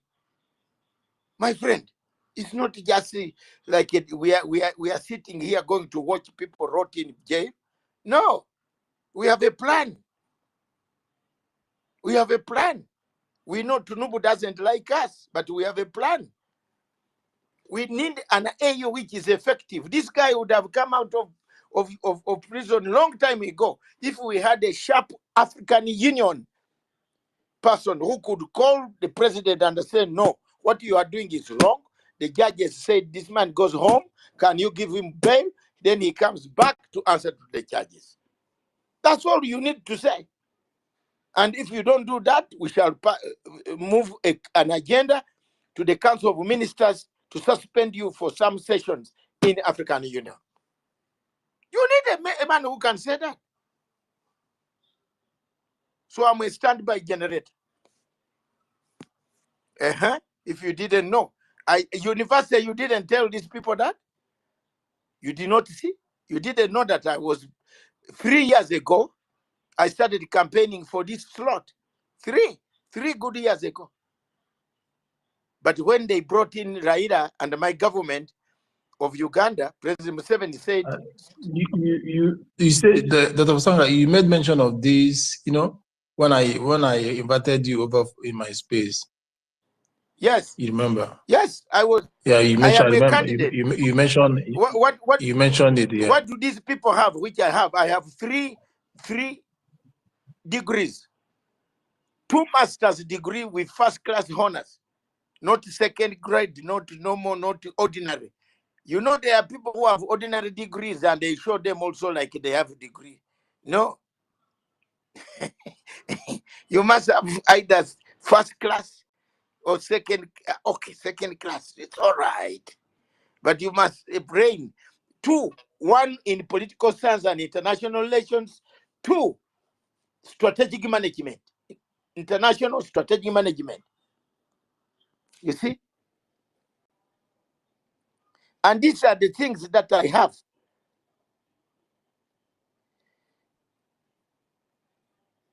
These are the things that I have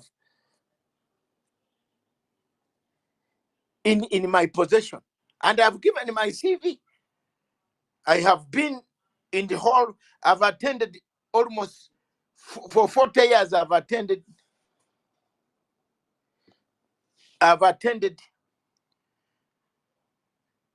all these AU summits. So why am I not allowed? Why shouldn't I be a secretary, a chairperson up there? I'm now 69. Why are you going to disqualify me on age, or do you disqualify me because of what? Because I hate Tinubu? Okay, disqualify me. But we shall make sure that we change African Union. That's why for us, Raila Odinga, we want to push him, not the French. If you push the Djibouti man or Mauritius, you are lost. The French will come and capture him, total oil. We are finished. Like they captured the other one. So that is the news I can tell you. It is not going to be far. Okay. It is only 4 months left. Actually, 3 months. Yeah, we have 3 hands for you again. Yeah, it's okay. I can see. Let me take the sister, the Stella. Should be one of the, Okay, Stella, commit yourself. Thank you. should be Good afternoon. should be one of your ministers, isn't it? Good afternoon, sir. She's the warrior. Yeah. Good afternoon, sir. I know your symbol, Stella. Good afternoon, sir. You're welcome, sir. I'm being curious. What religion do you belong to, sir? I am Anglican. Sister Stella with the religion. Okay. My religion. I am an Anglican. No problem. Okay. Another question, just so that I'll leave. Why did you ask about religion? I'm a Christian. Religion in Yeah, because we're looking into what has been happening to us in Biafra land. We found out that our main problem is Islam. Islam has been chopping off the necks of Christians in that zoological area called Nigeria. They will ask you want to be a Christian or you want to be a Muslim, and you say you want to be a Christian, they chop off your neck. So I wanted to make sure who is speaking, sir. I'm a pure, Madam Stella, I am a pure Anglican who became baptized in 1955 in December and then confirmed in 1961 after I'd known how to read the 10 Commandments. I was confirmed in 1961 knowing the 10 Commandments and reading the Bible, reciting some things. And then from that time up to today, I am still assistant warden of Lady Mary Church in Surrey in the United Kingdom in Southeast London, Surrey. Thank you, sir. For 32 Just one years. more question, so I can leave you. You're talking about the new AU. What would you want to see in a new AU, sir? Thank you. I want to see Amazonia and Biafra liberated, given a referendum to choose where they belong. I want to see a war end. I want to see a stop to persecution. I want to see a change in management of our organization. I want to make sure that the AU is self-enterprising, self-contributing, not begging. We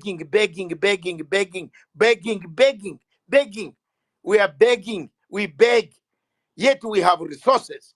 That is the AU we want. That is the nation that can defend Africa, not the nation that sits with dictators, with war crime, with drug addicts, presidents who go on making sure that Africa does not move on. That is not the AU I want. I want an AU that makes its own money.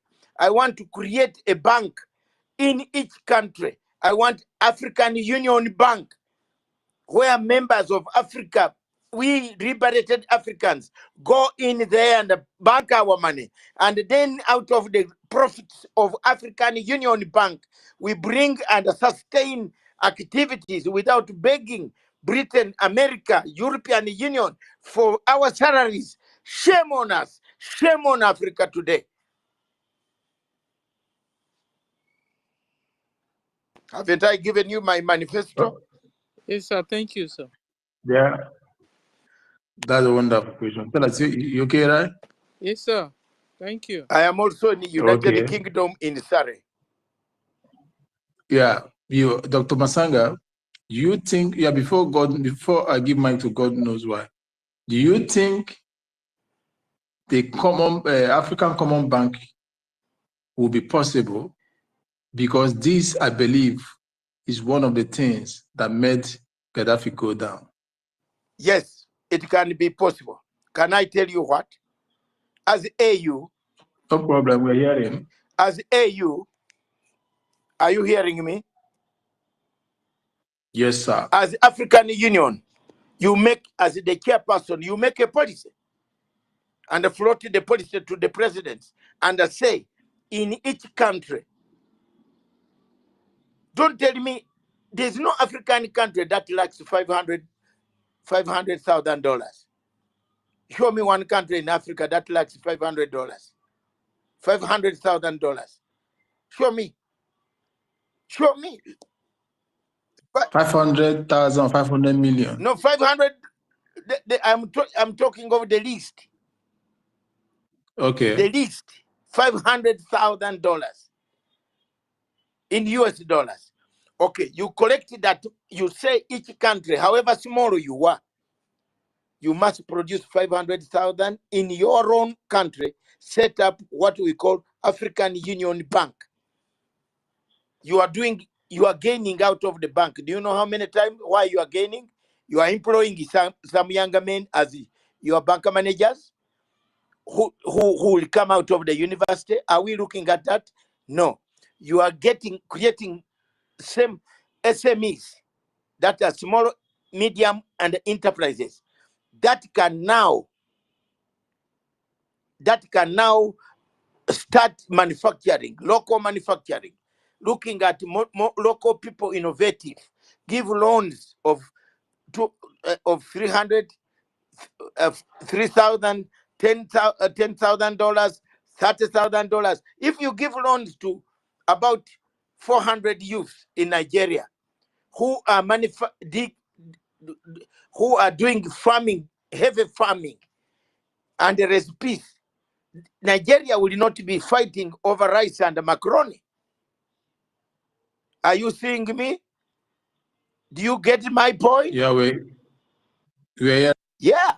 Look at that. I was very embarrassed that Nigeria is fighting for macaroni. You saw people were fighting for macaroni and rice. Then Tinubu brought rice to give out to people who are dying of hunger. Yet, if you have 500,000, okay, if Nigeria can put $1 million and open up a bank, fine. Because it is big, it has got money. And then you tell your African people to bank their money there. Within 5 years, the bank across Africa will grow. Each branch of AU, when people want to fly to come to AU, it is that bank that should sponsor their journey. Why do you go and borrow from a British-sponsored bank money for your delegation to fly to Addis Ababa from Abuja? Why? If we had an African bank, it would help to give loans to farmers. Look at your country, Nigeria, today. The zoo, look at it. It has 241 waterfalls.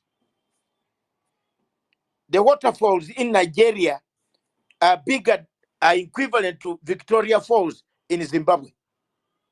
I want to tell you, ladies and gentlemen on this platform, those who live inside the zoo and outside, if you are in a plane where our Nigerian brothers or Biafran brothers are coming from Dubai, if that plane falls in Indian Ocean, the amount of generators that will fall with it,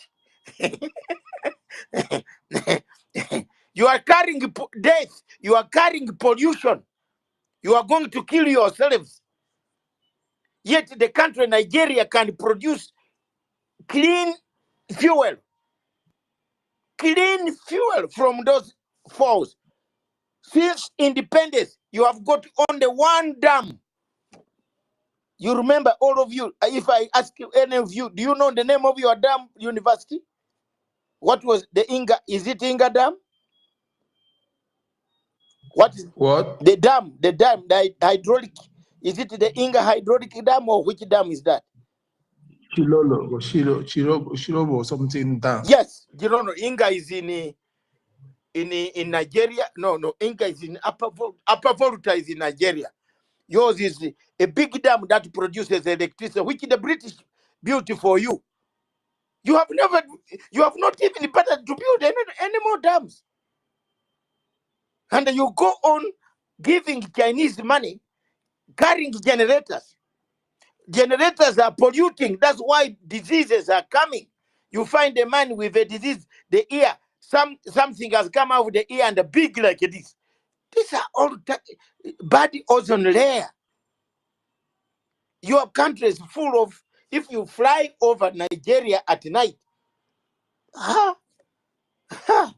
you might not see, you see pockets of power, especially when you are hitting in the middle, cutting, going, because of the war in Sudan.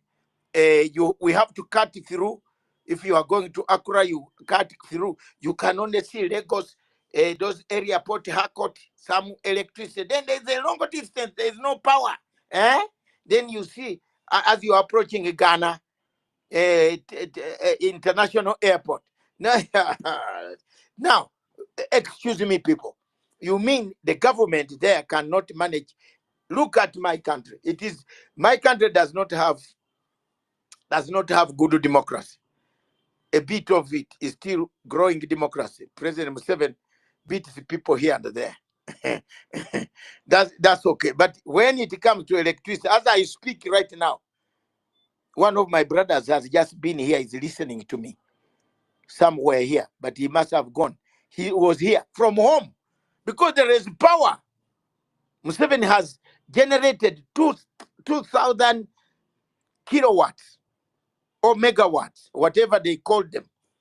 Enough, and we have supply. Listen, we have surplus electricity as we speak now. Every country, every part of Uganda, there is a power line. Some people has taken power and is enjoying. He's charging his phone. He's putting on his TV. Why? In people in Nigeria, the president has amassed wealth. He eats, he enjoys, he gives contracts to his son. They are not looking at giving contract for power. So, ladies and gentlemen, that's the state of affairs that Africa finds itself in. And if I am chosen one day, if the contest between Raila and the Djibouti man don't produce 32 votes, if the winner does not get 32 votes, just start celebrating. We are going to hammer it out. Yes, we shall hammer it out. My country has accepted to forward me. I was going to do that until East Africa, Raila came up. They did a pact with Ruto. Now, what do we do? He wants the AU. You can't. He's an elder. He's older than me by 10 years. He's 78. I'm 69. Let him go first. That's what we have agreed. So the first program will be Biafra, Bozonia, Congo, Somalia, Sudan. Right now, as I speak, by tomorrow morning, on Friday morning, I'm leaving for Geneva on the Sudan peace process. I was called as a technical man to help behind the scenes to persuade the generals to attend. I've been going through a lot to go through those guns, to talk on phone throughout a satellite. Please come, please. Let's do. Okay, tell UAE to leave. We don't want to see United Arab Emirates on table. We are going to be in Geneva again next week. So those who want to see me, if you are around Geneva, welcome. I will be there, available. My role is to make peace for Africa. People have not been speaking about Sudan.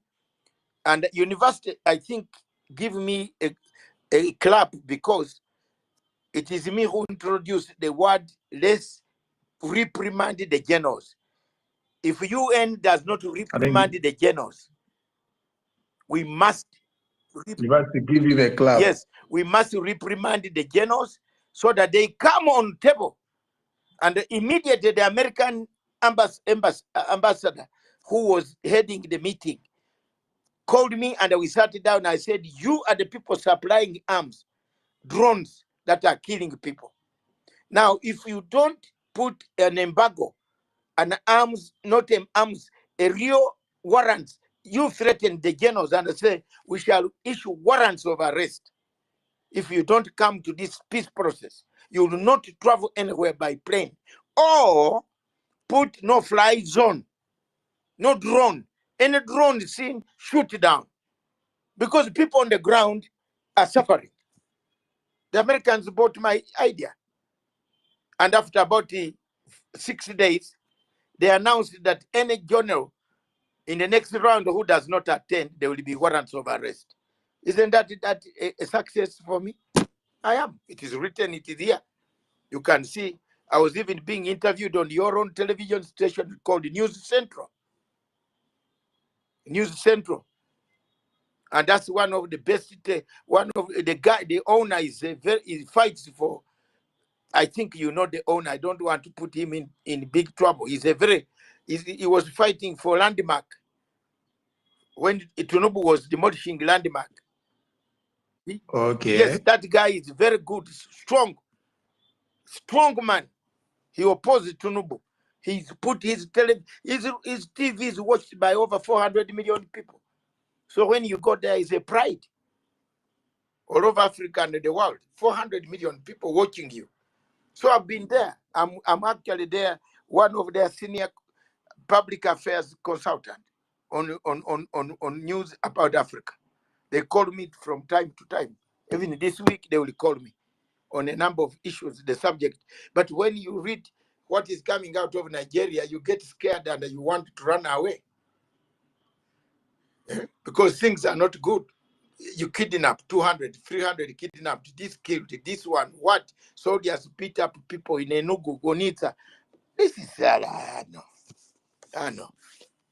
Okay, thanks. I'm here. Okay, thank you. God knows. Unmute yourself, please, sir. Yeah, thank you. At last. I want to appreciate you, University. I want to appreciate your good job, even having time to do this evangelism. I want to also appreciate our visitor, Mazanga. I want to thank him so much. He talks and talk with passion. But I have 2 questions for him, because I see that the fire in him can go long way in humankind of freedom. That is God's agenda in humanity, all about freedom. God wants us to be free. God hates a slave. And we found ourselves in Africa as a slave in different forms, in different systems. A person like this is a very good instrument even to speak against slavery in Africa. Yes. Mazanga, you are highly welcome with the mood of spirit of freedom in Africa. Before I go to my two questions, I come to realize that in Africa here, we know how to talk and talk and talk and protest and protest. At the end, you go home with ice water and you put the ice water in the garri and they will be chilled. You have something like fish, dry fish, you eat it, then you sleep and got off from the sleep and you see that that thing that made you to be protesting and talking and talking and talking is still there for many, many years, even is still increasing beyond the day you perceive to be talking and protesting. You know, some of us, Biafrans, spiritually, we are no longer Nigerian. When someone referring to Numbu into Biafran issue, person like me irritates to me. So we are no longer Nigeria. Personally issue now. Our Prime Minister said something of recent that it's no longer a business as usual. Freedom is not being given, but is being taken. And I concord and abide the idea because I have seen a lot of protesting. It's just the way you are saying a lot of things are coming and you are saying, please, my question is, since you have been in this struggle, just a little I have heard from you. You talk a lot of things, and your passion is how can our people be free, and you are ready to go extra mile for this freedom in Africa at large. My question to you, sir, how many achievements have you gotten since you started this movement? That is number one question. Number two, I don't know, in the issue of our supreme leader, Mazen Nnamdi Kanu, in dungeon, and that young man there is a British citizen in documents. And someone was telling me that one of the haters of Biafra was telling me that the British citizen has a limitation and it has a limitation to the British government since they can attack their citizens in African country. So their network of that citizenship is not captured to that extent of Kenya. I don't know how true is that. For that reason, if you call Mazen Nnamdi Kanu a citizen of British, while he was arrested or he was kidnapped in Kenya, the citizenship of British network is not part of that country or that area. So I don't know how true is this. Thank you. That is my.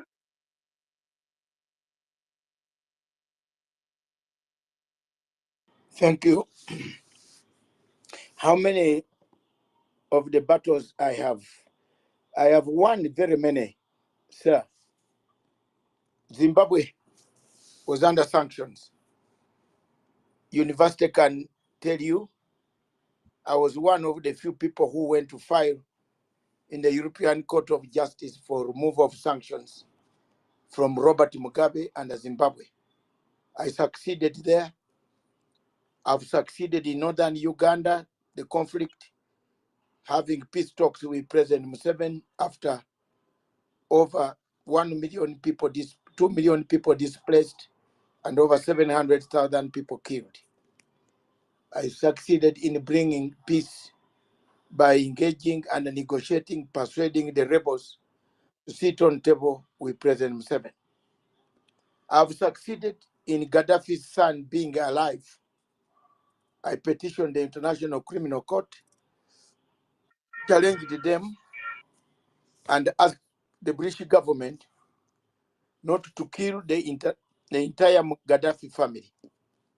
This was the only son who was a student in London School of Economics. Whenever I would go there for lectures, I would see him among the students. And I picked up friendship, being a Pan-African and a talkative guy.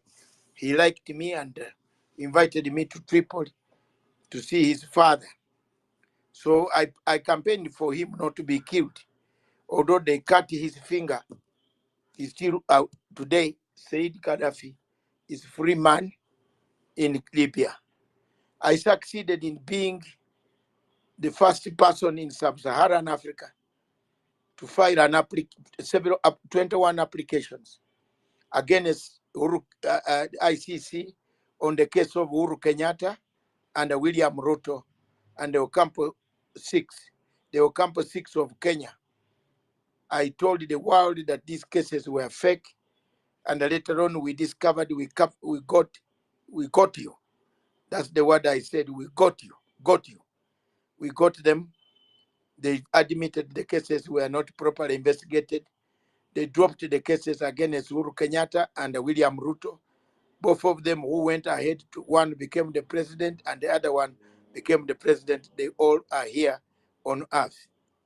Where else have I succeeded? I've succeeded in a question of Abazonia.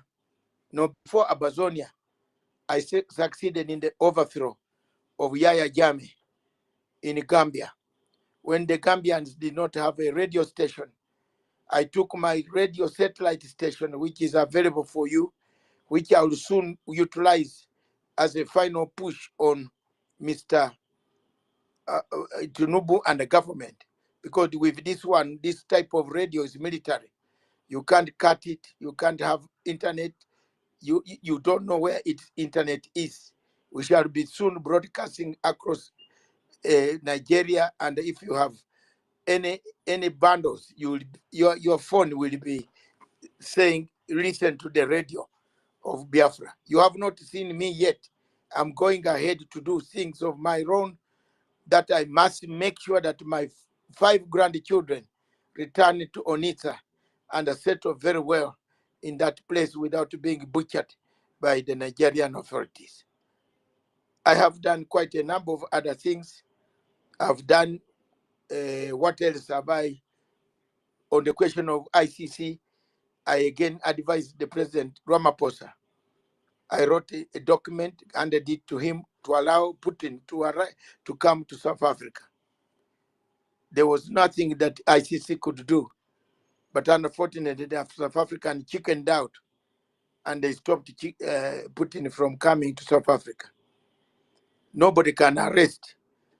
I have again written and filed with the African Court of Justice against against Nigerian government and Namdi Khan with the help of a West African state. We went and filed a case for the release of Namdi Khan. I have the documents at university, you saw them, and Nigeria came bluntly said, we are not coming to court. We are not taking part because we have not ratified that court. That struggle is there. I placed my papers in a fight to make him be released. And on Taylor, I was on the side of making sure that Taylor returns to safety. But Mr. Obasanjo from your country hammered us out and sold us out. he handed over Taylor. So I don't know which other thing can I say. I don't know. There are many things, small things that I've done, but those are key issues. As a Pan-African, I have also, as a Pan-African man, exposed corruption.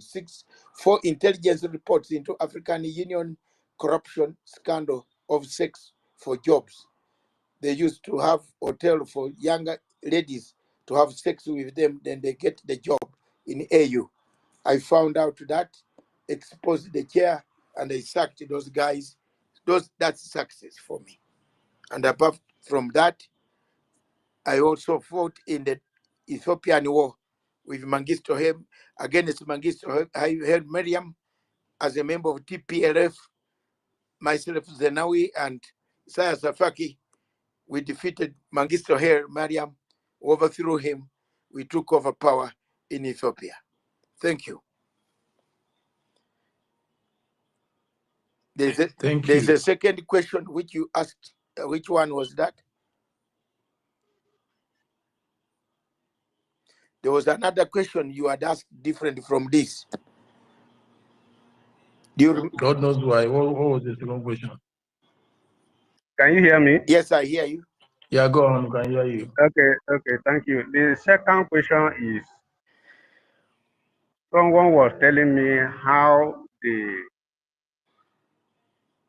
citizenship of British to Mazen Nnamdi Kanu has a limitation to Kenya, that their network of citizenship as a Mazen Nnamdi Kanu cannot be able to reach to Kenya to do anything in favor of Mazen Nnamdi Kanu.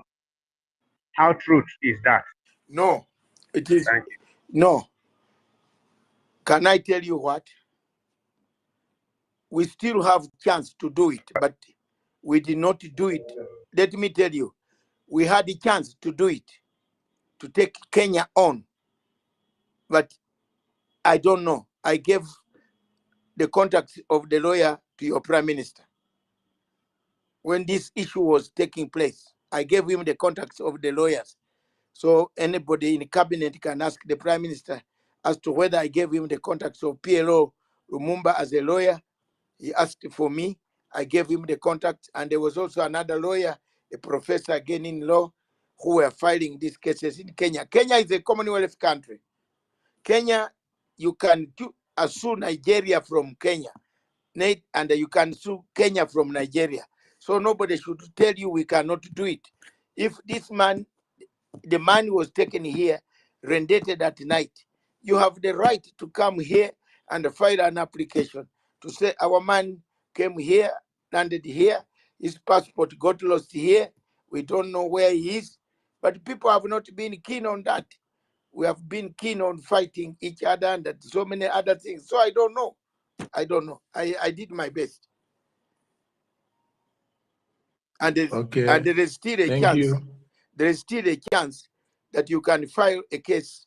More so right now that there is change of government in Kenya, you can try to file a case again and ask why the Nigerian people came and kidnapped this man without the knowledge of the people of Kenya. Okay. Yeah, Mattpiece, your hand is up. Before that, I remember the last time you said that was the last time you invited you. The first time I invited you, you said that in that my space that the new LP government that will be taking over the United Nations will be different. Sorry, taking over the British Parliament will be different. And I hope they have gone in. Let's see what they have to do to that case. And I have also written a letter. University, have you posted that letter here? Yes. I've sent you the letter for which I wrote to the Sir Keir Starmer. Have you posted it here for them? I think there's some letters of yours on the Jumbotron. Yes, very many of them. Yeah. I've written a letter to them asking them, this is a British citizen, he's in jail, You don't take the route of the conservative government, take the route of the Labour Party government. Matanga is as plain as that. If you hate me, you hate me. I write and I tell you the truth, and then you can kill me if you want. But I've written to them. So this man has been detained. Good. And he has been detained to the Prime Minister, and I handed it over, and then it was sent by registered mail to his audience, and then on his, I and the Prime Minister, we are friends. We follow each other. He hasn't blocked me anywhere for so many years. So we are as good as to go. That's why they have not announced any policy on Nigeria up to the moment. We are still telling them that there are things very bad in Nigeria. People are being killed, kidnapped by terrorists, and both by the Nigerian army killing people in the southeast of the state of Biafra. Thank you. Dr. Masanga, that is okay, and fellow citizens of Biafra, information from Prime Minister now say that you should go and share. United Nations has been banned. United Nations Secretary has been banned from entering Israel due to his actions against Israel in Iranians attack towards Israel. So Biafrans go and share. Prime Minister said everybody should go and share that. So that is the latest. So Israel has banned them now. Yeah. And how do you see that? And it is going to ban very many people, because there are some people there working on a program. It has also banned President Ramaphosa never to step near Israel airspace. I think every country that means well should not be dying under the name we United Nations waiting for them, and things are going bad in their country. Because as we see, it's no longer United Nations that is ununited and peaceful nation people organization. So I will allow Mouthpiece to take up the mic and say what she has to say. We are hearing Mouthpiece, please. Good day to you all. I was wondering, because I came in with my other account, and I kept on sending messages to University and Frank and to the and no one is I wasn't given the mic, so I had to come back here with this account. Anyways, I greet you all, the host, the co-host, or the two co-hosts, Brian, Frank, University. I greet you. My friend Dr. Matsanga, it's been a long while. So I wondered, I didn't get to hear, I don't know, Dr. Matsanga, you know who's speaking to you? Yeah, the one of the ministers. I am not yet. I am not yet. But I know I was offered, but I am not yet. I'll pick up the ministerialship, but not now. Not now yet. The voice this is yeah. This Mouthpiece, yeah. Okay. This yeah, is my one of my accounts, yeah. You see, you have come in a different form. Because I came in with my main account, but the co-host, I don't know if they are checking the request for mics. I don't know if they were seeing me or not. I sent messages, no one. I didn't see your request didn't come up. Oh, all right, maybe that one. I don't know what they did to that account, so I had to come in with this one. So it's wonderful to see you here in our midst, Dr. Matsanga, and at the same time, I don't get your updates, because you used to DM me and send me your updates, So, but I know somehow I lost today because of Kenya. Of the Kenya, I registered that in my internet, my ex account on Kenya number. So the Kenyan authorities thought that maybe the younger, the youth, the student, the Gen Z, I was the one in charge of them. So they disorganized my number. Up to Oh, now, they take I cannot recover my account. It is there, but I cannot recover it with 40,000 followers. okay, okay. No worries. Because I wanted to ask you if you have really called out Kenya, where you reside. I know sometimes for the kidnap of Mazen Nnamdi Kanu. So I just wanted to But I find out did. if I did. no. I did long time ago. I think the same week we did with the Prime Minister, your Prime Minister, the same week they did it. I've done so. I did, and I condemned. I have never Okay. kept quiet up to today. Okay, thank you. That's all I wanted to ask. Thank you so much. That's why I'm even now telling you. The last caller asked me as to whether you can go and accuse. Yes, you have a right. It's a Commonwealth country. It's a Commonwealth country. Thank you, sir. That's all I need Okay. to. I wanted to ask. Thank you. Thank you, Dr. Brian. Thank you, all of you. Dr. Masanga, thank you, Matpi. Dr. Masanga, Yes. something popped up to my head now. Professor Lumumba is an activist, right? Yes. And he's from Kenya, right, sir? Yes, he is. Yeah. I don't know. Okay, let me not put it onto him. An activist from Kenya, where this crime took place, crime against humanity, crimes against right to freedom, crime against right to existence, and which even not only those crime was against this crime nearly jeopardized the life of our leader, and yet till date, to this very moment, 2nd October 2004, the Professor Lumumba, which you know, held from that country, is yet to make a submission or a statement condemning that. I don't know, because I've not heard. And he always flew to in and out in the zoo to give a speech or lecture. My question is, as a friend, I believe he is to you, what kind of activities is he?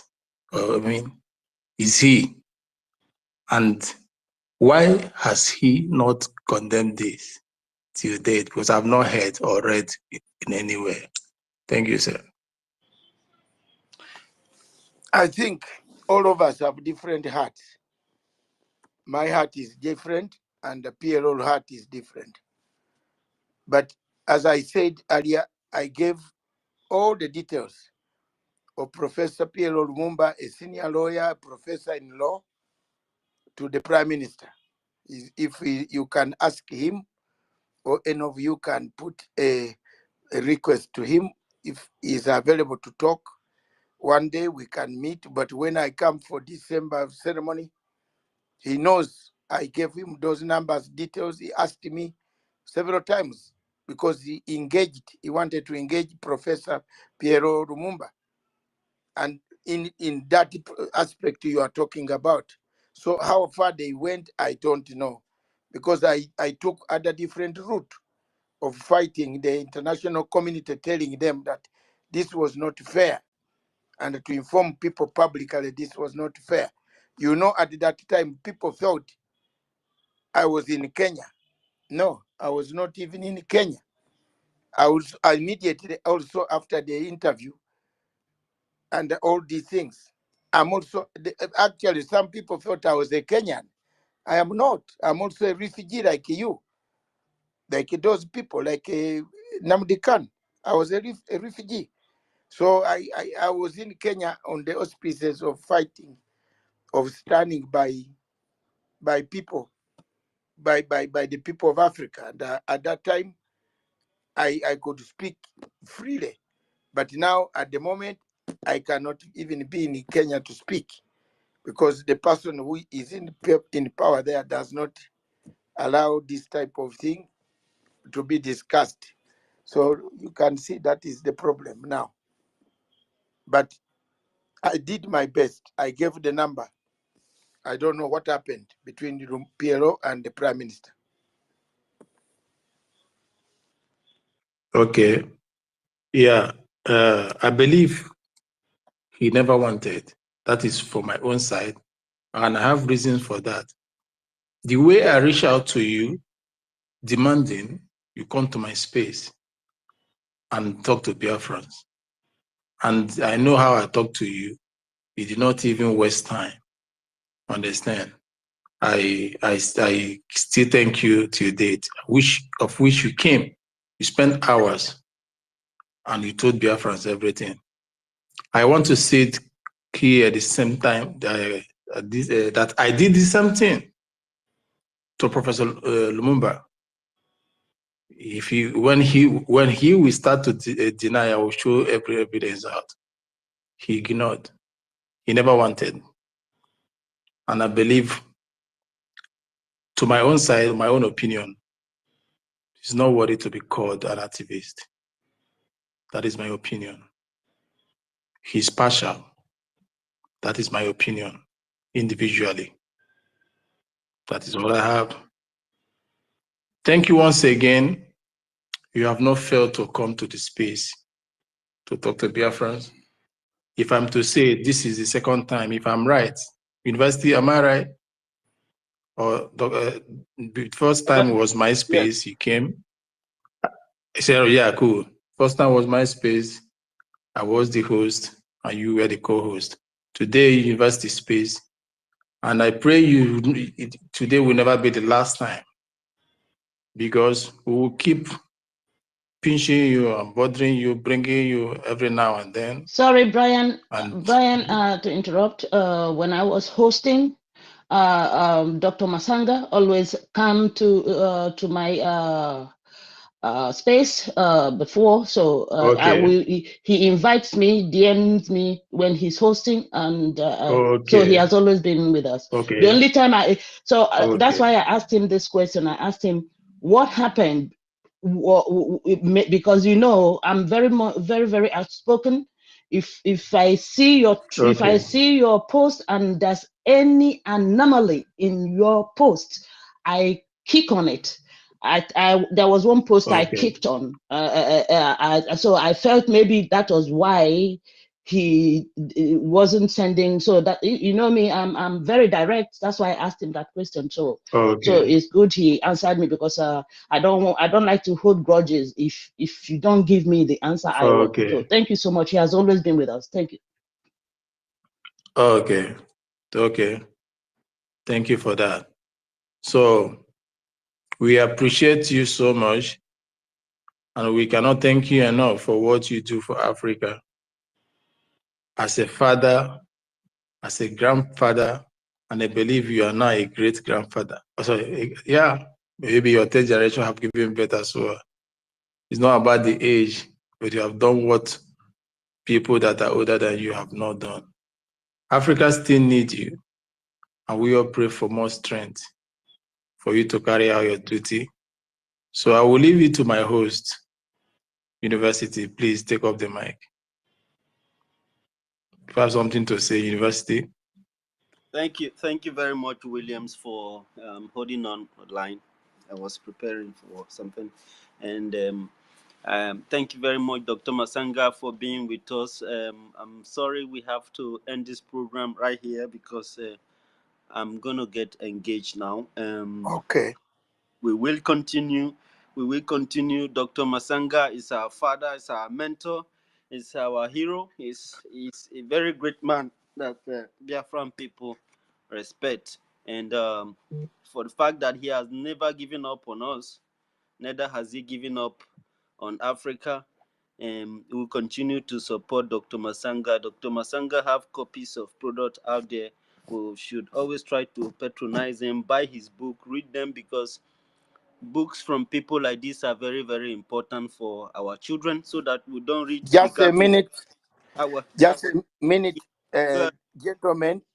can I post my my thing Of course.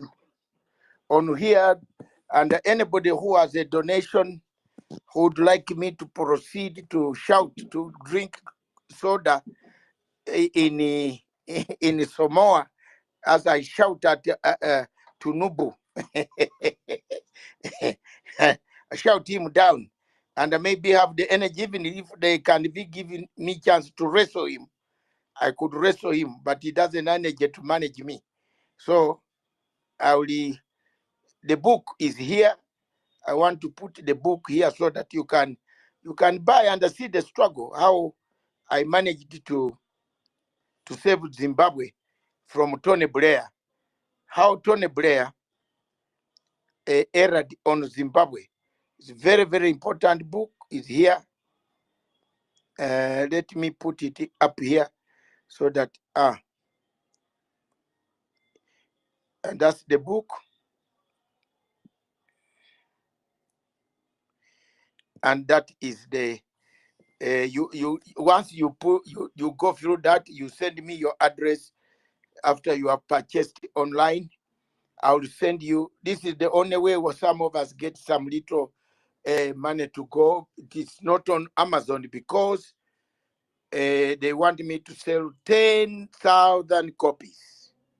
10,000 copies before the Oxford University Press is also selling some. I am at the figure of 7,000 copies. So very soon, I'm not very far. If you can buy, you can also contribute $1, $10, $5. That is how we are able to drink soda and water to go on. That is it. It's not a forceful, it is your heart for the people like us who still speak and we are not liked by some governments. It helps me to buy ticket to be able to sneak into Burkina Faso, to sneak into Niger and see what is taking place. At times sneak into I'm always in Ghana now most of the time because I shifted my radio station that way. And I am telling you, there is a new thing coming. And when it comes, you will not be, you will know that I am really committed to fighting together with you. So the book is on the not on the jump. Have you seen it, Prof? University? They told everybody. Is it on the Jumbotron or No, on DM? I don't know. I don't know how to put it on the Jumbotron. You put it on the Jumbotron, but it is here on the chat. Okay. It is on your. Okay. It is on your chat. Okay. Where I put if it's on the chat is good. Yeah. And another, I also want to add, if you, Dr. Masanga, if you are coming to Finland, I will also suggest that you have some of it so you can sign it, autograph it, so that those of us who are there can take it. I'll prefer that than buying online. Thank you. Yes, but online helps me in advance before I come there. We can do donation, but buying it offline, like that's. I have been looking for you. You know you have. I know you WhatsApp me and all that. It's good. It's okay. Don't worry. I understand. No, you should. That's not very good to disappear from me. What did I do to you? There's nothing. Dr. Masanga, don't worry. I didn't know that my Biafran people can lie to a citizen who is dying for Biafra. Where has this woman gone? Thank you. You're welcome. But Thank you so much. University, on a serious note, you give me the invite. I delegate Brian and you to process the invite and the dates. I will appear at the conference. I think I will be one of the most celebrated photographs. People will photograph me. Otumwamoya, can you take note, please? I want to come for that conference. Can you help to process this, please? So that people to talk to people don't tell us lies. by the way, I will be coming now with the news of how I tormented Mr. I have a feeling Mr. Tunubu will send his vice hit Chetima. He will send that guy. He might not go there because he has now had. You never know. Warrants can walk anywhere. Eh? Paul Robia is not going. He's sending the prime minister, but I have just served the notice in the British High Court again to amend the summons. So by tomorrow I will have it on my email and serve them again, all of them. That's the fight.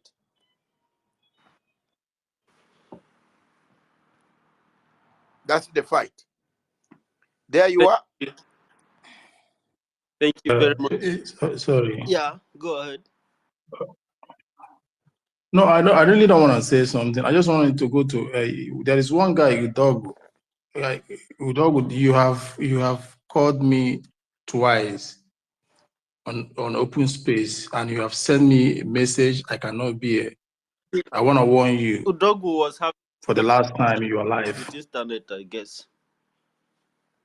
Yeah, no, this one this one is getting me provoked. Before He has privately. Brian, you're not. He has threatened me. He has said a lot of things about me. Yeah. This idiot has sent me message in my boss privately. That to dog. He has privately. In fact, I blocked him. Statement here I blocked him, and I believe because even he went up to the extent of speaking to GD Wakri. And GD had to DM me and then told me, if I could do. I said, look, we anyway. Let me not just continue, but at least those of you who know this guy. Why I speed this out? Because this idiot has sent me private chat before. That should be 4 or 5 months ago. Today, he has made a stupid statement here again. Mr. Man, if I should see you face to face, I don't want to tell you what, I don't want to say something. Me and you are not the same. Oh my God. Let this Twitter hide who we are. Respect yourself, Mr. Man. God. Open space. Let's question come to you. I want to see what you got upstairs. Oh my God. He never picks up the mic to come and speak because we will really know who is behind that account, Udog. Because if people really know him, they should want him. And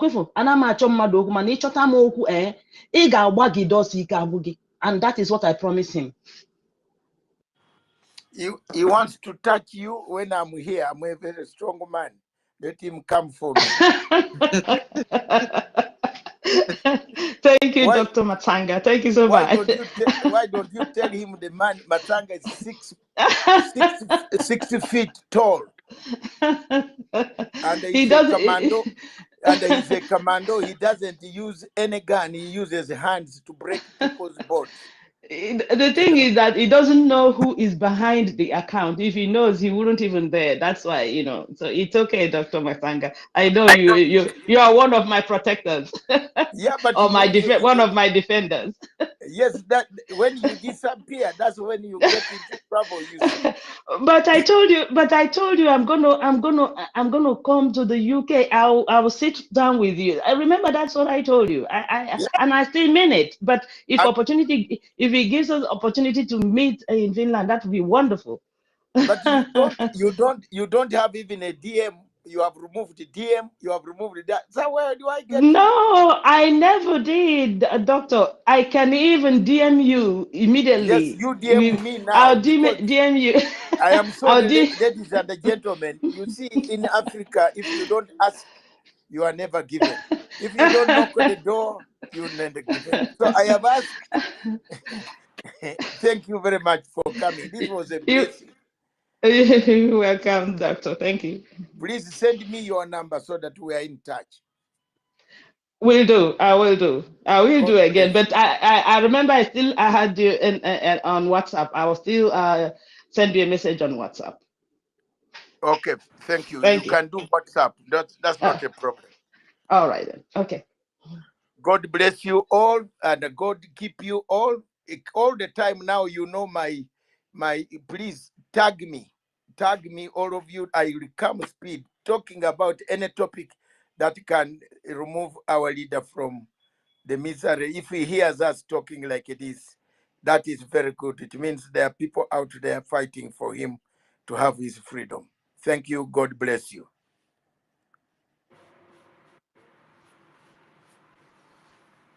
Thank you very much, Dr. Masanga, for making this very program to be very august. May God bless you.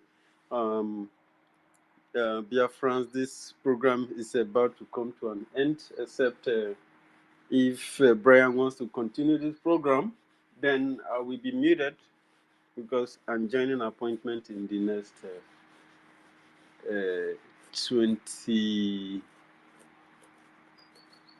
21 minutes. So, Brian, how about that?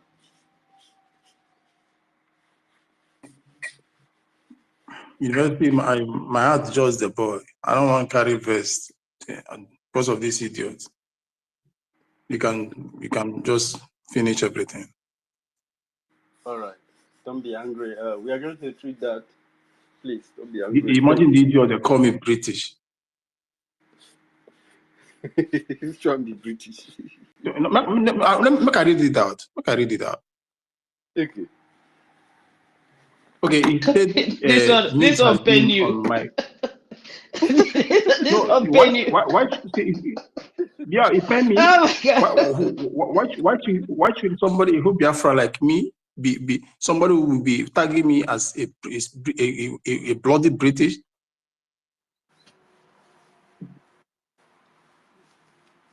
So he said, the bit has been on mic up, but Brian Williams, the British guy, wouldn't let anyone talk. Or Diego. They are full and they forget saying they speak. The same idiot. That is even small compared to what he used to tell me. Your own no be good. Listen now. The other day, the same idiot sent me private message. See, I'm foolish. I should not be holding space. I don't have what he got to hold the space.